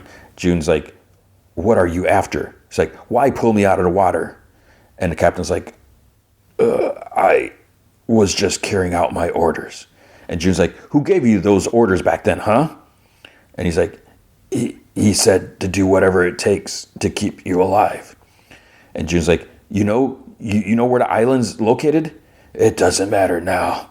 Anyway, say you make it there. What do you do? He's like, come on. There's no one left who can help now. And June's like, tell me where it is. He like grunts and groans. He's like, you know what? I was supposed to be dead already. But then he came and gave me a second chance. And June's like, tell me where? And he's like, Captain Wang, it's been fun. Bleh. He's dead. Captain's gone. So then we see like a big checkered circle with like 8 fancy tables, like tablecloths on there in the common room. The masked manager's like, Everyone, if you will please take your seats. So there's like candles, like on fancy, whatever, those big fancy candle holders or whatever. The clear piggy banks in the center on the floor. And they're all wearing like tuxes with their numbers and the X's or O's on their chest. Babies in a bassinet. We have prepared more than enough food and drink for everyone. If you would like more, please do not hesitate to ask. So the dudes, they're chowing down like slobs. Timid guy's just like sweating. He's having withdrawals from the 2 pills, I guess. He's like just starts guzzling down water. And then in a fancy like game box, there's like a baby bottle, and like there's like red velvet, like whatever background, and there's like a warmer, like a bottle warmer, like inside. So a mascot like puts the bottle on there or whatever, then feeds the bottle to the baby. 456 is kind of like, you know, a little ways away. He sees, you know, that they're doing that. The baby's safe. So the VIP is watching. One says that he's a little worried. He's like, the baby has lowered everyone's share of the cash, but won't the majority still want to stop the game for that much prize money? The front man's like, no need to worry. The final game will definitely take place. They have no reason to vote no. If they know for sure, they'll survive. And the lady's like, sounds like you have a plan. And someone's like, our host always has a plan. Inside the common room, the mass manager's like, we will now begin the vote in order to determine whether you would like to continue to the next game. But before we proceed, you'll be given a hint about the structure of the final game. In the final game, all of you will get to choose which players will be eliminated. 100, with his mouth full like a slob, he's like, what? You're saying we'll choose who will be eliminated? That is correct. If you can all agree on which 3 players should be eliminated, the rest of you will make it through and survive the final game. Another guy's like, we just got to pick who goes? We eliminate 3 of us, and then the rest of us can win? That is correct. In the final game, you only need to eliminate a minimum of 3 players. And another guy's like, a minimum of 3 players? That's what you said. You mean we can kill off more than 3? Is that true? That is correct. However, the choice will be entirely yours. Another guy is like, it's up to us as a group how many will die? That is correct. Another like curses. It's like, just speak like a GD human. What are we really doing? 100's like, wait. So, as I understand it, at the very least, we choose 3 people to kill from the get-go, but we could get rid of others, and whoever gets killed is up to us. That's what you're saying? That is correct. It's completely up to you to decide who will be eliminated during the final game. If you eliminate the minimum of 3 players, the remaining 6 will become the final winners and be allowed to leave this place. With that, we will now begin the vote. It will take place in reverse order of player number. Player 456, please cast your vote. He gets up, he goes there, he hits X. 353 like looks at the cash. He was O before, he votes O. He wants to continue. 336 was O, he votes O. 333 looks at the baby, he was X, he looks at the cash, he votes O. So now it's 1 to 4. 1 X to 4 O's. 222 starts crying when the bottle's removed. Since player 222 lacks the capacity to make decisions, her vote will be forfeit. Are there any objections? 203 like goes up, slams the O button. 125 is still like guzzling water. 100 yells out. He's like, "Hey, it's your turn." 125 gets up. He was O. He votes X. So then there's then 100 goes up. He votes O. So it's 2 to 5, I think. It's 39's turn. 100 asks. He's like, "Can we just call it?" It's like it's 5 out of 9. He asked 39. He's like, "Do you need to vote?" And he like nervously shakes his head. He's like, "I'm good." He's like, "I was going to vote O anyways because I was O before." With 5 of the 9 voters in favor, a majority has been reached. Therefore, we will proceed with the final game. Thank you very much. 100 laughs. He's like, he pours more wine. He's like, "Here we are at the end. I propose we make a toast to giving every game our all." But this man, he's lucked out so many times. He's like, "Come on, everyone, raise your glasses." But like 456, he doesn't drink. The lady VIP says that it looks like their host was right again. One dude's like, he wonders how they're deciding to eliminate, and he supposes it depends on what the next game is. And the front man's like, sorry. It's like, but it's in your best interest to keep it a secret until tomorrow. One guy's like, well, I can't wait till tomorrow. And drunk guy's like, we'll just have to stay up all night and drink then. The lady gets up. She's going to call it a night. Drunk's like, come on. He's like, have a drink with me. And she says, like, she insults him or whatever. And she's like, no. I was like, I'd rather do whatever. On the boat, June's like tending to Kim's bullet wound. Team 2, he's like, Kim's like, Team 2 has been taken out. And June's like, it's not bleeding. He's like, luckily it perforated your leg, so you'll be okay for a bit. He's like, once we find the games, then and Kim's like, we can't keep going. And June's like, but there's still time left. He's like, what about the survivors? I know that some will still be alive. And Kim's like, is that the reason you're obsessed with this place? And June like sighs. He's like, I have to find my older brother. He's on that island. I may never get another opportunity. He's like, please help me. And Kim's like, there's no way we'll find it now. The other boat's gone. There's too much to search. June thinks. Then he looks back at the map. He's like, the section that the captain crossed off. He's like, the island must be here somewhere. So 11 and the sick girl's dad, they get on a motorboat. She starts it up. They leave the dock. Then Captain Co from boat 2, he calls the front man. He tells him everyone's been taken care of. And then he's like, and boat 1? The Captain Co's like, it seems like they got Captain Park. Front man just hangs up. Mass manager calls 11, tells her to answer him. She's like, I have nothing to say to you. And he's like, that tiny boat won't get you very far. You know that? It's not too late. Just bring him back here. If you hand him over, I'll turn a blind eye to everything. Stop looking for number 16. And it's better if you leave us alone. And then the guy's like, he's player 246. Real name, Park Gyong-seok. I don't know what your connection is to him. I have a pretty good idea where he's headed. Something, hospital, pediatrics, cancer ward, room 4104. He chuckles. He's like, how'd I do? He's like, thinking of coming back now? She puts the radio down, turns the boat. Dinner's over. 456 still in his tux, holding a baby, with his like back, sitting on the bed. He notices 6 guys like huddled together. They're talking, including 333. 100's like, since it's 3 people, the choice is easy, a no-brainer. Honestly, we choose good old 456, even though 456 saved him on the bridge. So we choose 456, and of course 222, the kid, and third, that guy, 125, the junkie. So he's timid guy's just like sitting in the bed like with the shakes. He's like, they're the only players who need to be killed. And 336 is like, we eliminate those 3 players, then the remaining 6 of us can play nice. We divide the money and get the hell out. It's like, so I guess they get like 7.6 billion each. 100's like, we should swear on this right now. It's like, we stick together. We take out the 3 people we agreed on, get 7.6 billion each, and be on our way. And 39's like, but we don't know exactly what the game will be yet. So, and besides, they told us that more than 3 could go. So that's the thing, is like, if you're going to eliminate, you should eliminate the most worthy people. Keep the baby there, because then you can try to take the baby out during the game or whatever. I guess they're not really thinking. They're like, so 353 is like, that's true. It was like, we don't, but don't we get to choose who will be eliminated? So I think the game will give each team upper hand. 100's like, okay. It's like, we plan enough. It's like, if you want to work as a team on this, hands in, come on. So 4 people put their hands in. 203 says, and 39 is like, you're in or you're out, man. Otherwise, fudge off. He puts his hand in right away. They look at 333. He puts his hand in. So is he really, or is he just like faking it? 336 is like, it's a good thing that kid counts. Just think, we lucked out. It's all easy breezy. They look at 456 and a baby. So the boat comes close to like the motorboat comes to like to the beach. 11, she doesn't go to the dock. She jumps out. Girl's dad asks, is like, why are you going back?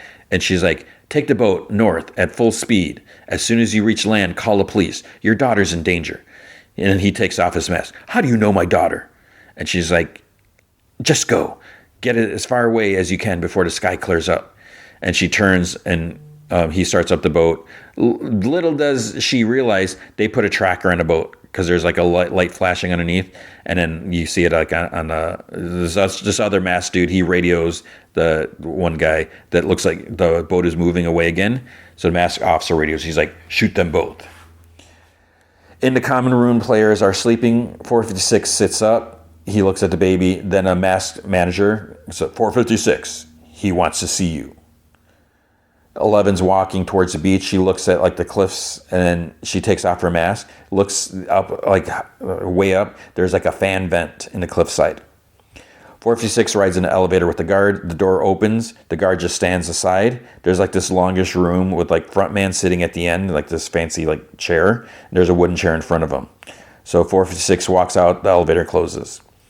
11's climbing the cliffside. She reaches the vent. Front man's like, "Have a seat. This could take a while." So 456, he sits. "I have a proposition for you. It's about your future and the baby's too." About our futures? Did we ever really stand a chance?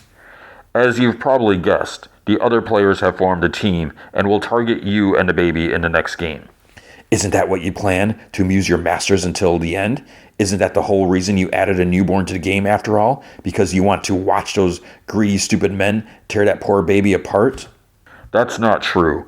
I'm trying to help you and the baby." 456 scoffs. He's like, "You want me to believe that you'll help us?" And then shunk, he puts like this big bladed or like sheathed blade on the table. It's like fancy blade. "Take this knife back to your quarters and kill them. Kill anyone who wants to kill you or harm the baby. After all the eating and drinking, they're surely fast asleep. If you slit their throats one by one, no one will notice." And he's like, "Oh, why are you saying all this to me now?" So then Frontman takes off his hood and his mask, and 456 is like, surprised. So I guess he didn't know that the player one was a Frontman, because I guess he didn't see that. He just assumes he died, whatever. And then he's like, "Hello, Ji-hun. I'm sorry about Jung Bei." So that was 456 buddy that he was killed right in front of him.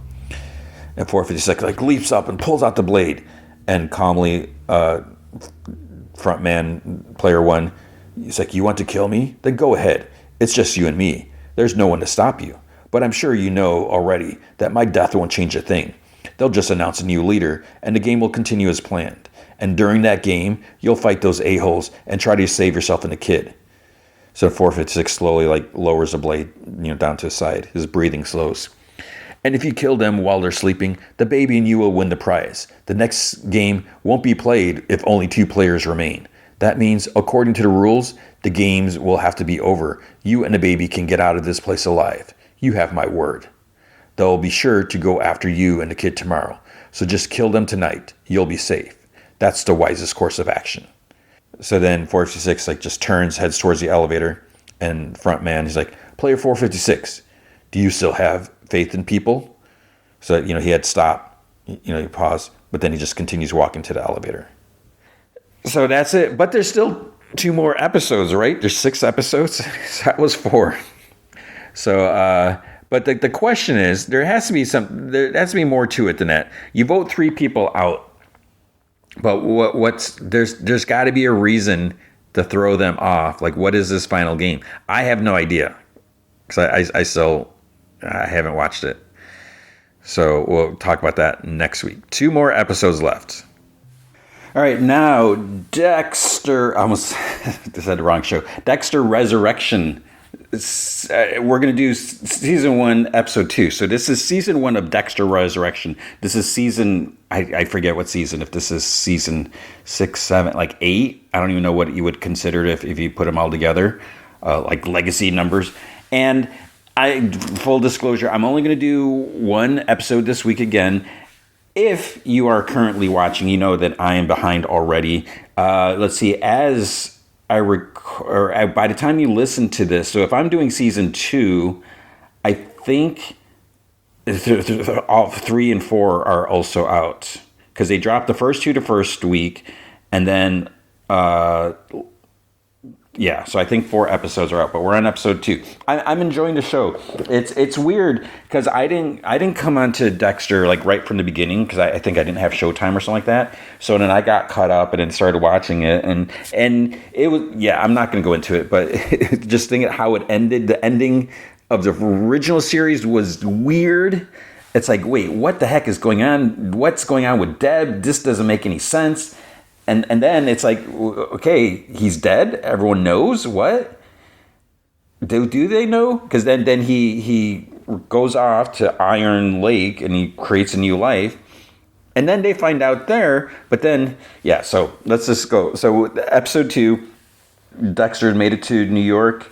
He's looking for Harrison. Harrison killed a rapist, serial rapist dude, hid the body. Police found the body right away. So did he cover his tracks enough? Episode 2, Camera Shy. And almost like fitting, it starts off with War Pigs by Black Sabbath. And you see this guy walking down the sidewalk, and he's like looking for his Uber, like, whatever.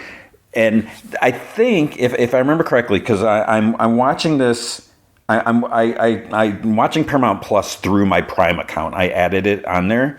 And what I like about Prime is when you pause things, it gives you the X-ray, as they call it. So it tells you the actors in that scene, and it will also tell you their name. So like when I pause it, I think this guy was credited as Red, but that's not what they call him later. So I'm going to refer to him as Red until we get his next name or whatever. So he's in the car. And he sees like the pictures, like some, the driver's pictures, whatever. The driver, he asked the driver, he's like, asked him where he's from. And he says, Haiti. And then the driver's like, how was the concert? And Red, the passenger, he's like, oh, I don't know. He's like, I wasn't there. He's like, I hate places like this. And he's talking about all the people there. And the driver's like, oh, surely it can't be all that bad. And Red, the passenger, he's like, oh, you don't know what it was like before I went to poop. And then the driver gets a text from Jack. He's like, where are you? And then later it's like, because he's got the GPS on his phone, and the text pops up on there, and then the text is like, you're driving further away, and the driver is like, you're not Jack. And then Red moves behind the driver's seat. He wraps it like a metal, like Garrett, whatever, around his neck, like a big metal like wire. He's gonna choke him. And it's like sharp, I guess. He tells him, he's like, you're gonna turn and take the Manhattan Bridge. And the driver's like, are you going to? And he's like, kill you? He's like, well, who knows? He's like, let's just say it all depends. Tell me, Stanley, because that's what his name said in his like driver's thing. He's like, who's going to miss you when you're gone? And he doesn't answer right away. Then he like grabs his face like from behind. He asks him, he's like, will they, like the kids in the pictures? And the driver's like, yes.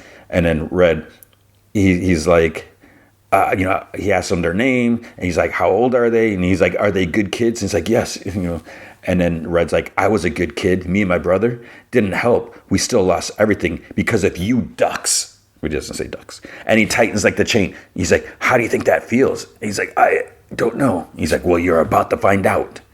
Okay.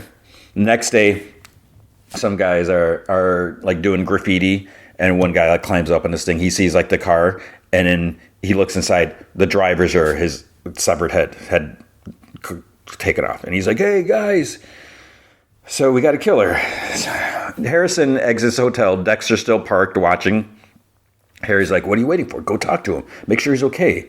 And Dexter's like, I can see he's okay. He's been going through a lot. I'm sure the last thing he'd want is another of his dead bodies showing up. And Harry sighs. He's like, you're worried he's going to reject you. You need to set your feelings aside. He needs your help. And Dexter's like, I'm giving him what he needs. Someone checking up on him, covering up any mistakes he might have made. It would be stupid just to walk in on him without knowing what the situation is. And then Dexter's standing by the back employee exit, and he waits. A couple of workers like walk out. He just like steps inside, and lucky for him, there's no one around. He sees like a maid, what do you call them, maid cart, and he just grabs some toilet. He's like, oh, I just need some toilet paper, and the lady's like, okay, but he grabbed like a set of keys, like on a lanyard or something like that, like a pass key.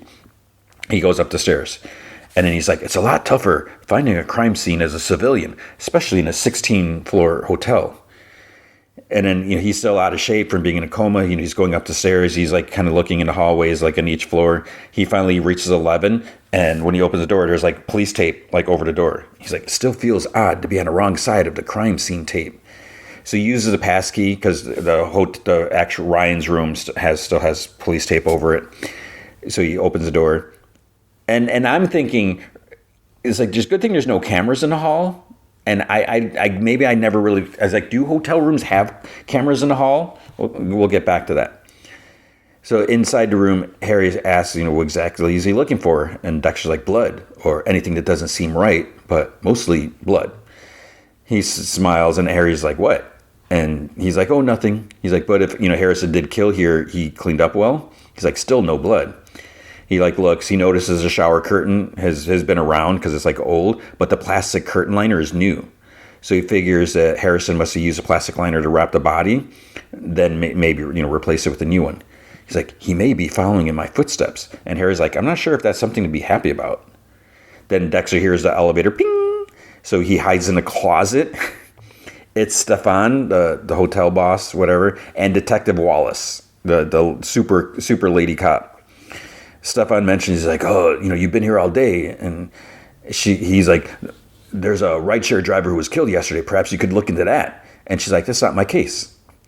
So Stefan complains that he doesn't have time for this. He has a big gala coming up. She's like, oh yeah, I'm well aware of that. Then Oliva, the dude cop, he says they have to follow up on some things from the medical examiner, so they'll be out as soon as they can. And he's like, just let her do her thing, which is silly because, again, she's a super cop. She can do everything. She's got special powers, right? Oliva says, he's like, porcelain dust on Vic's hair, like from a lamp. And she's like, it was a flat object. And then it's like, porcelain? What porcelain things would there be in a hotel room? Let's see, maybe the toilet? That's porcelain? Because then she looks at it and she's like, more like a toilet tank lid. And this is annoying. She's like, notice how the bowl is an English bisque color, whereas the lid is alabaster. And I'm like, oh, brother. It's one thing, even if you notice that they're different colors, but the fact that she knows the specific colors, it's like, give me a break. And she's like, it may have been used as a murder weapon, then subsequently replaced. And Dexter's in the closet. He's like, just what Harrison needs, a good cop. Sarcasm. And Oliva's like, and you already noted that the shower liner had been replaced. Of course, she finds her because she's a good cop. And Wallace is like, it may have been used to carry the body away. And he's like, right. And we found enough Rohypnol, what's that drug called, in the victim's luggage to put down an elephant. That's a date rape drug, I guess. He's like, how does it all fit together? She doesn't say anything. He's like, maybe a date rape situation that went sideways? And she's like, that may be a component, but date rape victims do not typically murder their attackers, cut their bodies into 9 pieces, and place them in garbage bags. And it bothers me that she specifically says 9 pieces, because you would think you would just say cut them into pieces and then whatever. She's like, on the other hand, the medical examiner said our victim was hit repeatedly over the head past the point of death. Ergo, there is a crime of passion element to this. And then Harry's like, doesn't sound like he's following in your footsteps. So then Wallace says that they didn't find any bodily fluids in the room. And she's like, typical cleansing bleaches used by this hotel, they wouldn't hide blood. And Dexter's like, only oxygen bleach would do that. And she says the same thing. So of course she would know that. So she's like, which suggests that an individual with some knowledge in forensics cleaned this room in an attempt to hide all evidence. I want to luminol all the bathrooms on this floor to prove that, except for this one, every bathroom shows signs of bodily fluids. Stefan's like, your only evidence is that the Empire is too clean? Ha! Good luck getting a warrant for that. And she's like, we will be coming back. This room remains under active investigation, yes. And we see Harrison, he goes up a building, he's going up the stairs, and then he sees dead Ryan at the top of some flight of stairs. And he's all bloody and everything like that. And he's growling, snarling at him. Harrison looks down, he looks up, continues up, he's gone. So he's getting these visions, probably out of guilt or I don't know. He knocks on the door, it's his friend, and she's like, I have a test tonight, so I might be home later than usual. And she's like, when I get back, I have room 1210 for her. So she cleans the rooms, and I guess she notes which is like, how would she know? Somehow she has to be marking it off somehow, because if she's not the one booking, someone could come in right now. Someone's like, I need a room, and they're like, oh, room 1210 hasn't been booked. Let's put you in there. So somehow she's blocking off these rooms so Harrison can stay there. At the hotel, Dexter exits the room. He's like, if Harrison killed a rapist, it's possible he's developing his own code. And Harry's like, yeah, but bashing a guy in the head over and over, even after he's dead, shouldn't fit anyone's code. And Dexter's like, I made mistakes when I was his age, got caught up in a moment and didn't always think ahead. And then Harry's like, and who helped you gain control, learn from your mistakes? Dexter's like, that was always you. And Harry's like, yes, your father. And Harrison needs that same guidance from his father. Dexter's like, he doesn't just think I'm dead. He thinks he killed me. Having me show up out of the blue could seriously mess up his head. He's figuring this out on his own, and he's doing a good job. I don't know if that would mess him up. It's like, okay, yeah, you shot me, but I survived. And Harry's like, the fact that the police are investigating this shows he's made at least one mistake. And that's the thing, is like Dexter and Harrison, they don't know about the bag, and that's how he's going to get caught.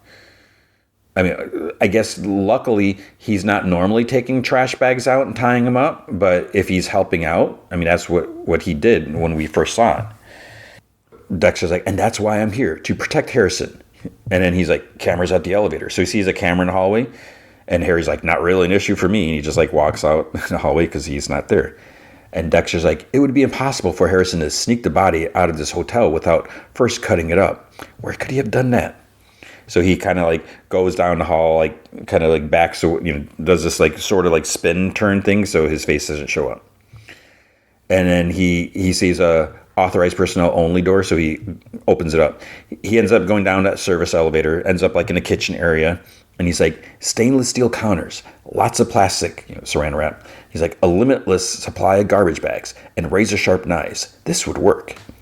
Then he exits into the bar lounge area, which I thought was kind of weird. But he asks a server, he's like, what time does the kitchen close? And he's like, oh, it'll be another like 30 minutes. So then he's like, could I get a cheeseburger? Actually, make that 2. So he orders 2 cheeseburgers. At a diner with Teddy, the new sheriff, and at Iron Lake, Angel Batista, he is like, how's it that Dexter just disappeared? And he's like, Dexter? And he's like, Dexter Morgan. You knew him as Jim Lindsay. He's like, yes, he left. I don't know that he technically disappeared, not in a magical sort of way. And Angel's like, you see, Dexter, Jim, he was, and I know I'm kind of doing an accent, but is it okay because I'm Latino? I don't know. And I'm not poking fun. I really I think Angel's cool. I'm so glad he's here, but I'm worried. Why is he here? Is he after Dexter? Or does he want to help him? I think he's after him. Because he's like, you see, Dexter, Jim, he was a very good friend of mine, and I'm concerned about him. But it's like, is he really? He's like, the doc said he should have stayed in the clinic for at least another couple of weeks, so I'm worried that maybe his head is not exactly right. And Teddy's like, well, he's been through an awful lot. And Angel's like, what can you tell me to help me find him? What was he like here? And he's like, everyone liked Jim. He's like a nice man.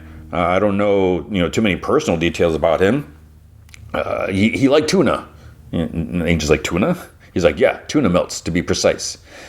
He's like, that's not gonna help. And Angel's like, doesn't it seem odd to you that he left in such a hurry? And Teddy's like, he was free to go. I sure feel bad for him. And Angel's like, why? Oh, he and Angela breaking up the way they did, and then Angela shooting him, and his nearly dying out there in the snow. Wherever he is, he must be miserable. But Dexter's currently finishing his burger and fries, his first one. And he asked the server, he's like, could I get more of those sour pickles? Angel's like, do you know where he might have gone? Did he travel much while he was here? And Teddy's like, people moved to Iron Lake because they like the peace and quiet. And then Teddy's like, how did he leave here? Did he have a car? He had a pickup truck, but like didn't Harrison, he took it. And he's like, can you set it up that you get notified if the truck shows up anywhere? If he gets a ticket, it's sold. Keep me informed. I can do that. And Angel's like, well, there's not much more I can do here. I guess I'll fly home tomorrow. Be happy to give you a ride to the airport. We can stop here first for pancakes. And then it's like weird. Angel just kind of like looks around. So it's like Dexter's still sitting at a table. And then it's like weird because kitchen staff exit through the restaurant, their shift's over, and set out the back door. And then he goes back into the kitchen. He's like, the perfect kill room, cleaned every night. He grabs like some gloves. He's like, but was it cleaned to hide all traces of a human body having been butchered here? He picks up like a butcher knife, looks at it, looks at the countertops. He's like, if Harrison chopped the body here, he did a good job of cleaning up. He's like looks at the blade, sees like his reflection, and then I guess he saw the blood on the ceiling. So I was right. There was a little speck, and it was a speck of blood. He's like, but nobody's perfect. He's like, blood, not animal blood. And he talks about the difference how blood is drained, and the stuff that comes out is not blood. So when you cook a meat and there's stuff that's not blood, it's like something else, whatever. So he wets like a paper towel and uses like a spatula, whatever, and he gets a stool and he scrapes the blood off the ceiling. But then we see like the blood in the napkin. It kind of like starts like soaking through, and it changes to the blood on Dexter's sweater when he was shot. And Harrison runs to him. He's like trying to put pressure on to stop it. And then Dexter suddenly lurches like, it didn't have to be this way. And then Harrison wakes with a gasp. So he was having a nightmare, sleeping in a hotel room. Then he texts this guy Lance. He's the ballet guy. He asks him if he wants to hang out, because they work together, whatever. Then I guess Lance is going to take a car from a hotel guest. So it's like Ferris Bueller's Day Off. And he's pulling the car out, and he's like, Harrison. He's like, come on. And before Harrison gets in, he looks on the sidewalk. Dexter had just walked out of like the hotel staff exit, and Harrison sees him for a second, but then someone walks by or Dexter moves, so he probably thinks he's just seeing things. He woke from a nightmare seeing them, so he's probably like, oh, I'm seeing things now. So it's like he's not really there, because as far as Harrison's concerned, he's dead. Dexter finds that his truck is getting towed, the truck that he took from that guy at the hospital. So then the tow trucker, he's like, yeah, read the sign. And Dexter's like, from the tiniest drop of blood, he thinks to himself, he's like, I can determine how a man was killed, but I can't make it any sense of this, because there's like no parking this time, park here, park whatever. And Dexter, he's like, sorry for your time, and tries paying him off. And the guy's like, I'm not interested. It's like, this is going to be with the impound lot in Brooklyn. And Dexter's like, can I ride with you? And he's like, you really can't read, can you? Because on the side of the tow truck's like, absolutely no rides. He's like, take your car. So that's what they call them. They're not Ubers here. It's URCAR, your car. So that's supposed to be the Ubers. So he waits for his your car, and he's about to get in the back, and the driver's like, what's your name? And he's like, Dexter. So the driver looks, and it says Dexter Morgan. So it's under his real name. So then the driver's like, oh, thank you. So he's nervous about the killing. Inside it, there's a sign that says, smile, you're on camera. The driver, checks him out in the mirror, looks at him. And he's like, oh, you're out late. He's like, partying? And Dexter's like, sort of. And he's like, and now we're going to an impound lot. They towed your car? He's like, yeah. He's like, oh, sorry to hear that. And Dexter's like, not your fault. It's like, I didn't read the signs. And he's like, so unlike me. The driver's like, oh, you're new here. And he's like, yeah, first time. And there's more small talk. Is he visiting? Is it permanent? And Dexter's like, I don't know. And the driver's like, change is good. And he asks if he has family. And Dexter's like, yeah, I have a son. He's like, but we have a complicated relationship. Driver says that he's been there, over 30 years. He came with his mother when he was 13 from Sierra Leone. Now he has a wife and a daughter. And he's like, when's the last time you saw your son? And he's like, a little while ago. He looked good. Saw him from across the street. And the driver's like, sorry, I was a bit cautious when I picked you up. It's like, as you may know, we have a serial killer who's taking out rideshare drivers. And Dexter's like, no, I didn't. And he's like, oh, it's been all over the news. He's like, but of course you just got here, huh? He's like, he's killed 7 people so far. They call him the Dark Passenger. And Dexter's like, the what? The Dark Passenger. And the he narrates, he's like, it never occurred to me to trademark my alter ego. And the driver's like, a scary name for a scary man. Dexter's like, he's killed 7 people, you said? And the driver's like, he saws off their head, yeah. The police don't have a clue. Even so, I'd never leave New York. After all, many of us don't get murdered, Dexter chuckles. He's like, yeah, I guess not. So in the borrowed car, Harrison, I guess I don't know if he does some cocaine. He snorts something. He's like all amped up. He's like, woo! And the driver friend, Lance, he's like, oh, now it's a party. So Lance has to suddenly stop at a stoplight or something like that. Then Harrison sees bloody dead Ryan standing in the street staring at him. And he just closes his eyes. So something's going to happen with these visions. He's probably going to lose it or whatever. Dexter and the driver sit outside the NYPD Brooklyn impound. They're waiting for whoever the attendee. The driver says, he's like, oh, it's dangerous out here. He's like, I have a friend who was nearly killed by the Dark Passenger. God was kind to him and he got away. He just lost part of his ear. And Dexter's like, he saw a dark passenger. And he's like, dude got in his car and tried to kill him. Could you imagine looking into the eyes of a serial killer? Which is exactly what he's doing. And Dexter like sighs. He's like, spooky. He's like, how would I go about becoming a Euro car driver? And it's just like, okay, so there's a serial killer killing rideshare drivers. How can I become a rideshare driver? And the Dexter's like, I mean, I need a job and I can't be too choosy right now. So the driver's like, I'll send you a link. I'll also send you my home address, which is weird. He's like, I'm having a party tomorrow. You should come. Make some friends. Dexter's like, oh, that's nice of you. But he's like, I don't know if I can make it, family stuff. So they open an impound yard. His truck is like driven out. and which is like, how do they have his keys? Did Dexter hand his key over? I don't know. And the driver laughs. He's like, that's you? Dexter's like, yeah. He's like, you can't drive in that, my friend. It's disturbing. He's like, you've got to get yourself a normal car. And Dexter's like, I've been meaning to do that. And then the driver mentions a party again tomorrow. He's like, my name is Blessing Carrara. He's like, and you are? He's like, Dexter Morgan, which he should know because it's said on the app. And Dexter's like, and thank you.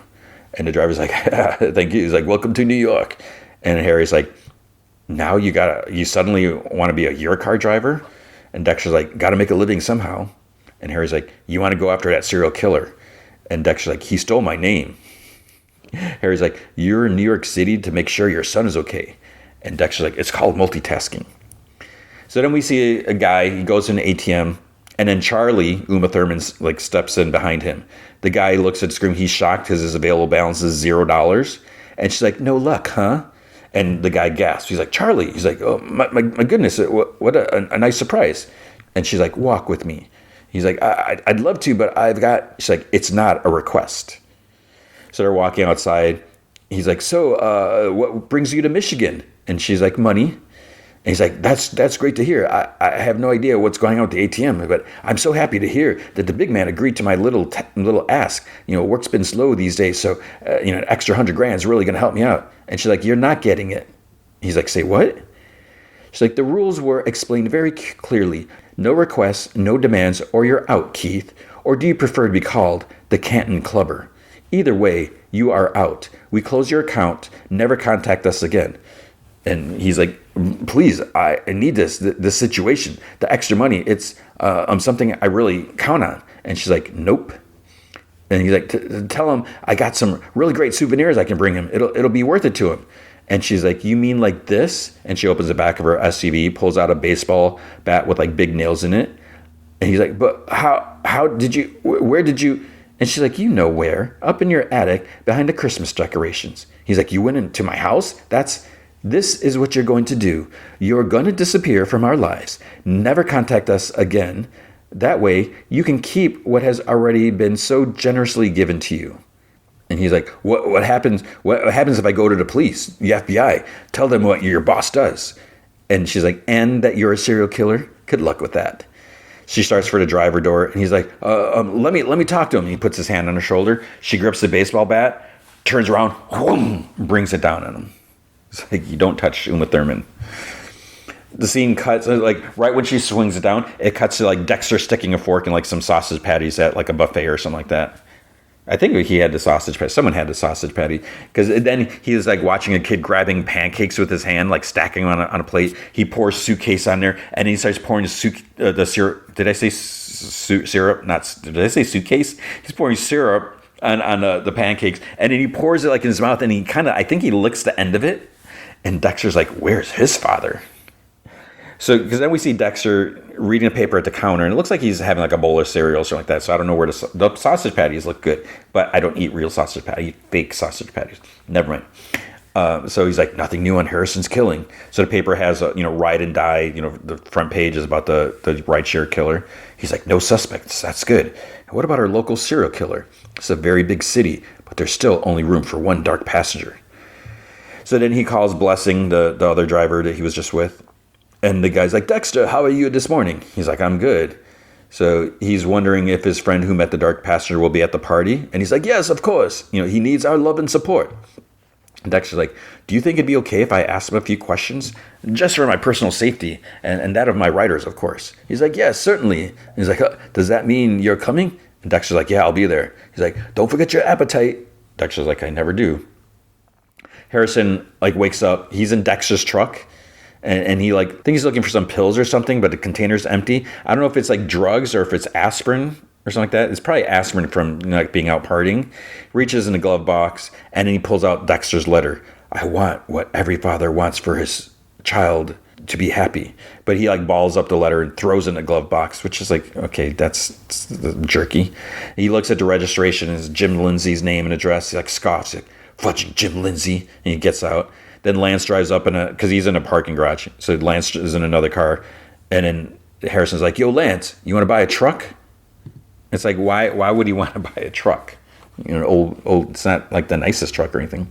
Wallace is in an office with Stefan. They're looking at footage. She asks, she's like, is this everything? And he's like, yes, this is all the footage security found on Ryan Foster. Then Olivia comes in. He's like, we've luminoled every bathroom on that floor. Even though they'd all been cleaned by housekeeping staff, they still lit up like Christmas trees. And she's like, what fluids were found? And Oliva's like, some had small amounts of blood. And she's like, and? Pretty much what you would expect. Tell me. He like opens a report. Testing confirmed urine, some fecal matter, the occasional trace of semen.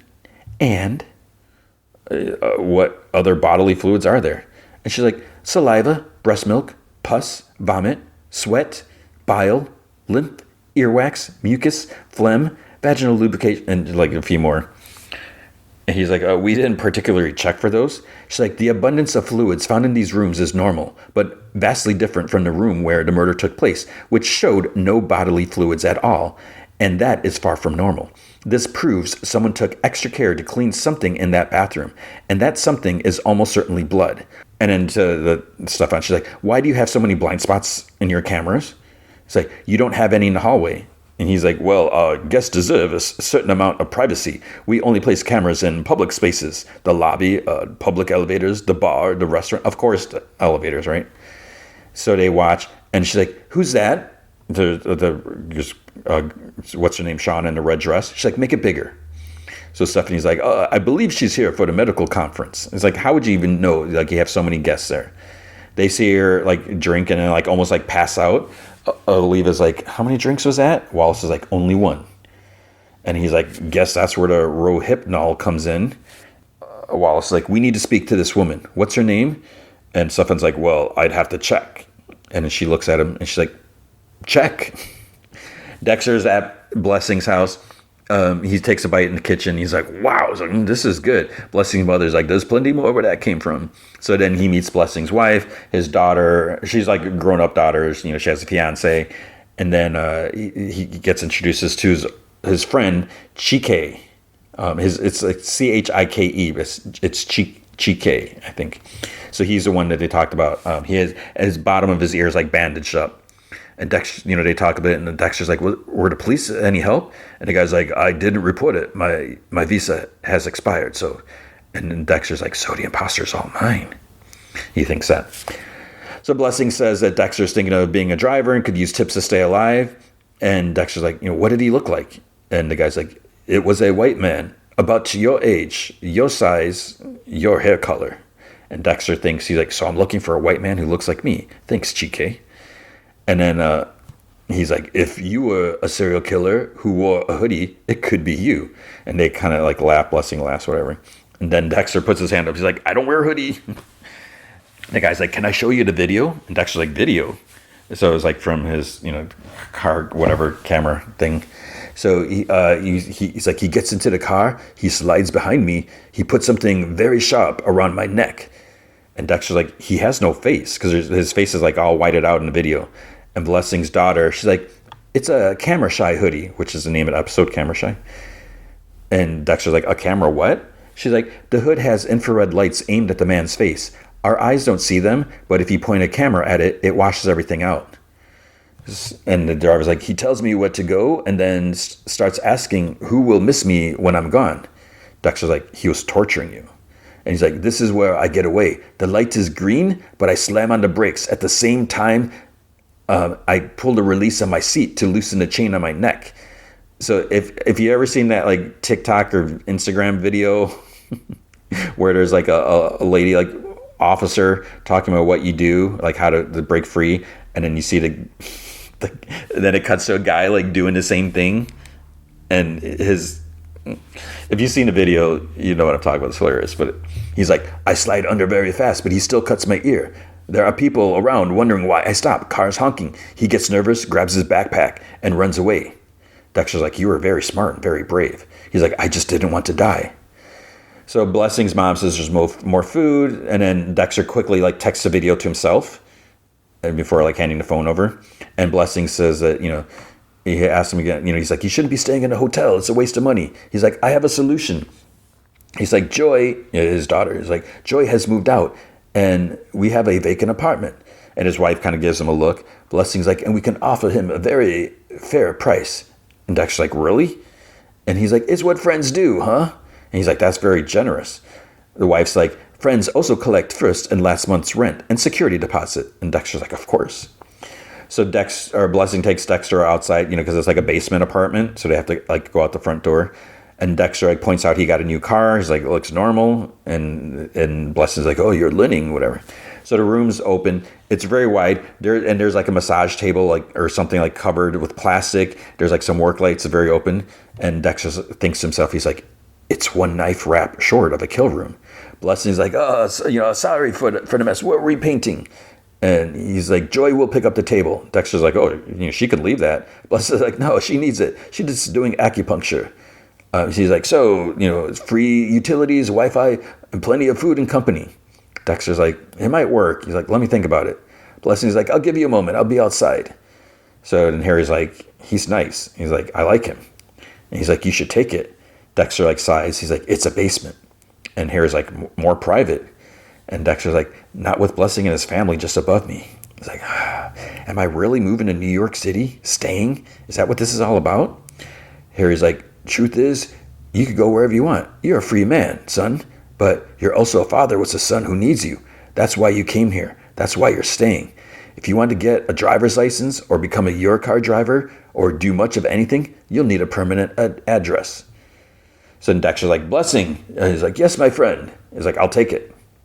And then he goes to the DMV. Just like that, he has a new license. But what's weird, when we see the license, it says it was issued March 7th, 2022. So that was like 3 years ago. And maybe it's to match up with Dexter Resurrection. I guess that's why. So they have to keep that in mind that this is 3 years, if anything, modern, whatever, it doesn't matter. So he sits in a parked car outside the hotel. He's watching the video. He's like, thanks for the video, Chike. And then there's a logo on the backpack, and he looks, he's like, Bridge Data Network. Searches it, does Google, leading provider of cybersecurity for all your professional needs. He tells Harry he can set it up so he'll get notified anytime someone from that place calls for your car. And Harry's like, do you think the dark passenger works there? And Dexter's like, he's not the dark passenger. That's part of me. I refuse to call him that. And Harry's like, gotta call him something. And Dexter's like, the imposter. He's like, he's been killing every 2 to 3 weeks. It gives me time to figure this out.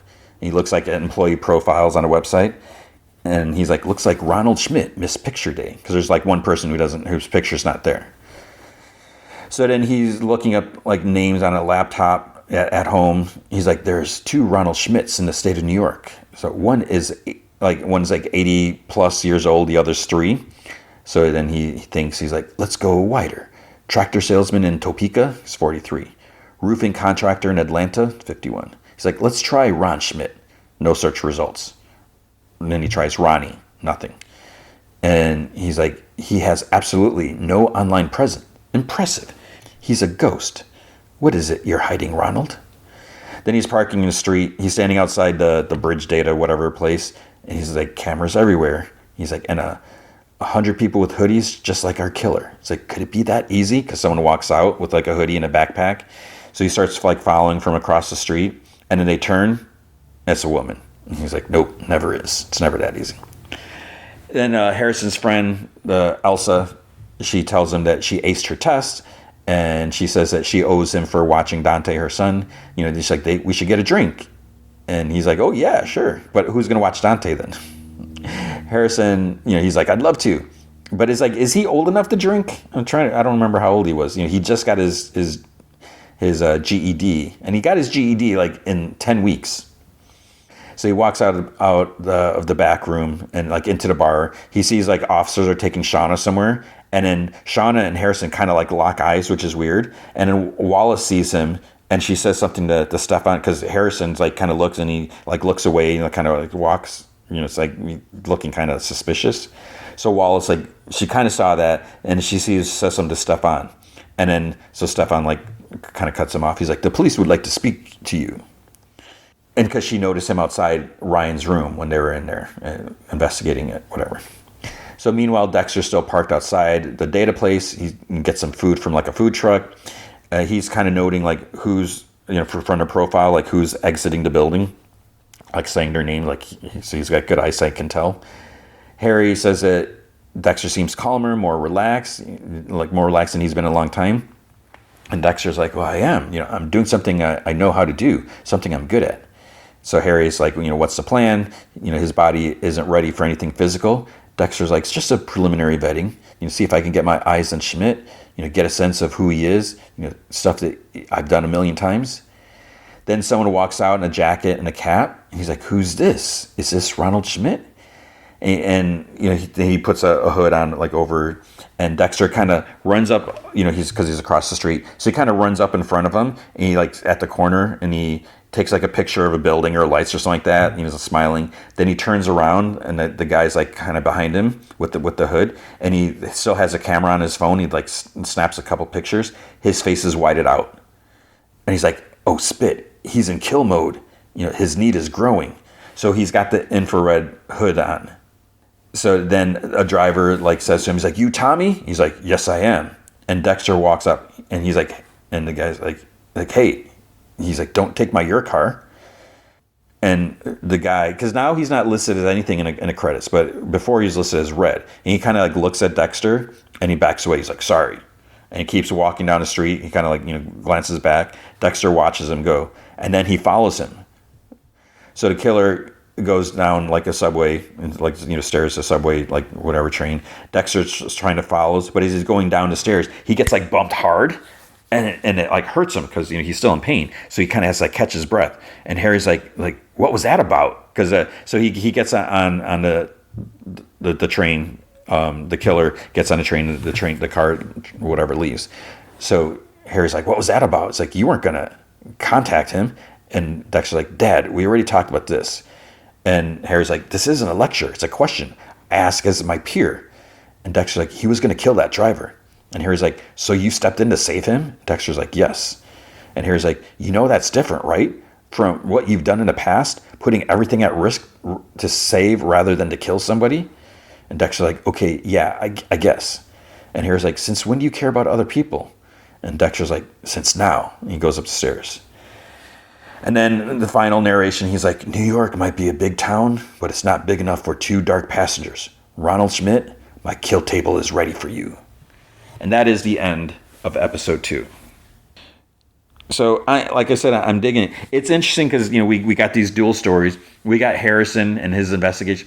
I think Dexter's taken too lightly. I think the big thing is they don't know about the garbage bag. And that's like a huge piece of evidence that the police have. And, yeah, so what are they going to ask Harrison about? I would think, I would think they would like question all employees. It's like, how many days have gone by now?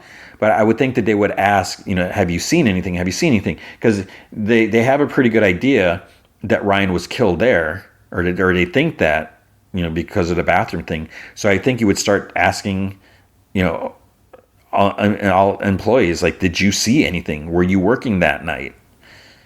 So we'll have to find out. So, like I said, episode 3 is called Backseat Driver. Episode 3 and 4 are now out.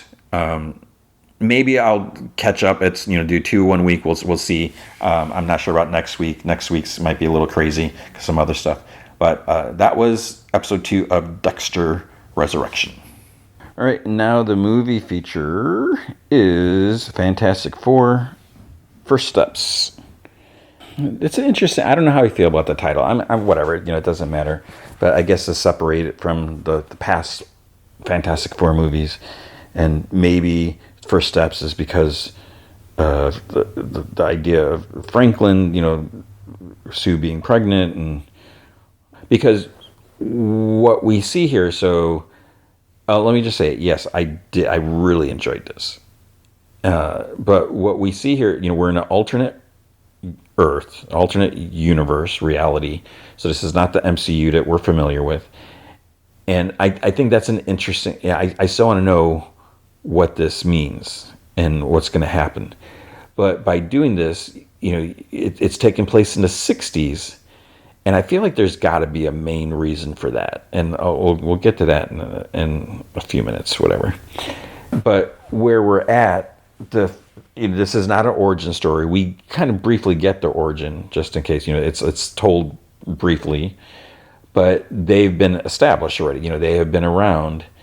And it's similar to like with Superman. And I think that's good because we don't need to see them just starting off. They just got their power. They're just trying to figure out how to use their powers, how to be a team. So all this stuff's already established. The Fantastic Four are heroes. And it's interesting to see this different Marvel, story because it's like they're the only heroes around. And it's also interesting because the people love them. They're thankful to them. And as they should be because they put their lives on the lines and they saved them and everything like that. Stop the evil stuff. There's a lot of mention of like past stuff. Like there's obviously stuff with Mole Man that's mentioned. We saw that comic that came out a few weeks ago. We do see Mole Man in here. Paul Walker House or whatever his name is. And what's interesting, so we talked about John Malkovich, how he was supposed to be a supposedly Red Ghost. There is mention of them, as the TV host dude is telling the story to Fantastic Four. He mentions like some of their past exploits or whatever, and he mentions Red Ghost and his ghost apes or whatever. I forgot what they're called. And, you see them fighting the apes. You don't see them fighting Red Ghost. So there's got to be... I'm assuming, Mole Man has more to do here. He's not like a huge part of it. I'll spoil and say, but he does appear again, later in the story. And he kind of has an important... There's kind of a reason for him to pop up again. With Red Ghost... what else are you going to do with him? And I wonder if it's just a matter of, they could pay, they probably paid John Malkovich to do what he did, whatever he filmed. But then maybe if they were to use him, then is that going to mean more payment? And what are they going to have him on screen for like 3 seconds and then that's it? So... It was interesting that we have mentioned we see one of the apes, but we don't see Red Ghost. So yeah, we get this whole story about the Fantastic Four and everything. And the other thing, what I wondered about is when you see the trailer, there's mention, Sue is pregnant, but then I think it was like the Funko Pop. It's like with the Sue Funko Pop has baby Franklin. So obviously some time passes by, and that. So it starts off in the beginning, and then she's pregnant, and then, whatever more time is going to have to pass. But overall, I think I'm really happy with what they did. I think they did a good job. I wasn't totally sure about the casting. I was like, okay, this is Johnny, this is Ben, but I feel like everyone just did such a good job. I think Vanessa Kirby, I was a little on the fence with her. She's been good in other stuff that I've seen her in, but I feel like she just really captured, and I feel like this is an important role because I've always been like a proponent or whatever, a supporter of Sue being one of the most important characters in a team. And again, it goes back to John Byrne where he said she's the most powerful member, and I think there's something to be said about her and whatever, importance for her. And I feel like she just really captured the role of Sue, and kind of like, not necessarily being the glue of the family, but a lot of times stuff that she would say to the public was just like crucial. And even though you have Reed Richards, I mean Pedro Pascal, he's amazing in everything. I haven't said that. I'm not trying to like ignore him or whatever, but it kind of goes without saying. He was awesome as Reed. And what was interesting about his Reed is, he's this brilliant guy, but he's not necessarily, even though he's the one that will speak at a press conference, he doesn't really need to or want to, probably. And there might not necessarily that he's like socially awkward or anything like that, but you can see that Sue has a little more passion, that she, when it comes to things. So I just really liked her portrayal. Johnny was good. I think they did a good job with Johnny, where he wasn't like a complete idiot, like sometimes he's portrayed as the bumbling jock or whatever. Ben was good, and Herbie, of course, I knew it. I was like, Herbie was amazing, was adorable. And I did see someone post, I did see like a Threads or something like that, where someone said that they did something that like Star Wars never did. It's like the people actually care about Herbie. In Star Wars, people are so rude to the droids. Like even like Luke, as much as Luke cares about them, it doesn't ever seem like he's really that concerned. But here you can see that they do care about Herbie. Herbie is one of the family, and they treat him kindly, and they thank him, and so it was nice to see that in a way, and heaven forbid if something happens to Herbie, right? We don't. So what else is there to say? So it's amazing. Then we get the threat of Galactus coming, and I feel like all that is handled just really well, and I just really enjoyed what they did, and just this whole world. And at first I was like, I don't really want this alternate 60s world. Why do we have that when we should have them in the main Marvel universe and all that? But it was cool to see all this different stuff, and just everything just feels so different. Just it has a different vibe, and obviously somehow something has to happen for them to merge, right? Somehow they have to leave their reality and come to the main something's going to happen. But it's just really cool to see this world and just get to like sort of like again, was it considered a period piece if it's in the 60s? But to see everything, but what is interesting is when you look at like a lot of the rooms and sets and stuff like that, it looks just like the TVA in Loki. And I mean, I think they've even used like some of this, and whether it's intentional or just convenient, but like some of the computers and some of the like different things are like the same things that they've used in Loki, that the TVA's used. I did see a TikTok where someone had a theory, and this is not that hard to imagine, where the King basically said that he's the one that created everything. He created the TVA and all this stuff like that. But then this person said, well, maybe that's not the case. He went back, he found that book, and then he like rewrote things to make it that he created everything. But because he's a descendant, in some cases a descendant of Reed, that maybe it was actually Reed who created the TVA, and then his descendant, King, decides to take the credit for that. But then they're saying that it could be Reed that created the TVA because their technology, or just at the look of everything, looks identical. That's why I don't really buy that. It's like, why would that? I don't know about that.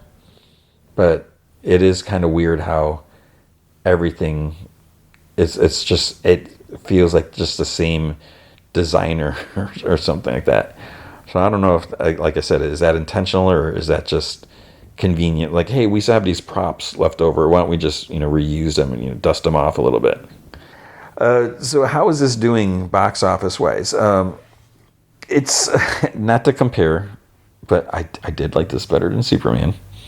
The Thursday night previews, Superman Thursday night previews, plus the Tuesday night Amazon whatever early things, it had a total of 22.5 million. So that's a Thursday and Tuesday box office. Fantastic Four Thursday only 24.4. So it did better on its whatever Thursday night openings. They're projecting, let's see, the film is projected to make 100 to 110 million at the box office, with an additional 90 to 110 overseas, for a total of 190 to 210 during its opening weekend. So that'll be interesting.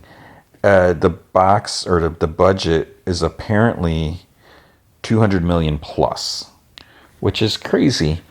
And I've been talking about this, where it's like they need to figure out a way to scale the budgets down. And I don't know what is costing so much. Is it CG? Is it act? What? I don't know what it is. But all of these big movies seem to have this huge budget, and then that puts the pressure on. Well, these movies are not successful, even though they make $500 million. They're still considered a failure, or whatever. Like Thunderbolts. That was not successful. Captain America: Brave New World was not successful. So these movies cost so much, but no one is going to see them. And I don't know if they ever, like, what about like rental on demand fees, or Blu-rays and steelbooks, and I don't know if those go, how those are figured in, because they're not part of the box office. All that stuff is separate from the box office. So I don't know, but yeah, I mean, I'm not really sure what else I can say about this, because I don't want to spoil anything. But I feel like it was just, the movie, it was 2 hours long. It felt like it kind of went fast, not like too fast, but I think it just had a really good pace, and I was just I was just very satisfied with it. So I was just really happy. It's better than I thought. I don't know how it's going to do. I mean, I don't know if people know. I mean, people have to know who the Fantastic Four are. I mean, I they had two movies in the past. They've had animated shows, and I don't know if they have that appeal. Hopefully people go and see this. It sounds like it's going to have a decent box office, but yeah, I mean, I hope this will be successful. The movie does have a mid-credit scene. It does have an end-credit scene, so you definitely need to stick around for those. And then what I want to mention, the big thing is the popcorn buckets. We're getting all these ridiculous novelty popcorn buckets now. This is the thing. And they're expensive. And it used to be like, $20. Okay, that's fine. But now they're getting to be more and more expensive, because like even there was the Mr. Fantastic popcorn bucket with his arm like stretched around. I think that was like listed at like $50 to $60. I was like, that is crazy. And sure, it's like solid plastic, whatever, it's got to be sturdy, but that's crazy. And then of course there's the Galactus, humongous light up popcorn bucket with the big old horns and everything like that. $80. And that people are going to be buying those and selling them on eBay. It's going to sell out.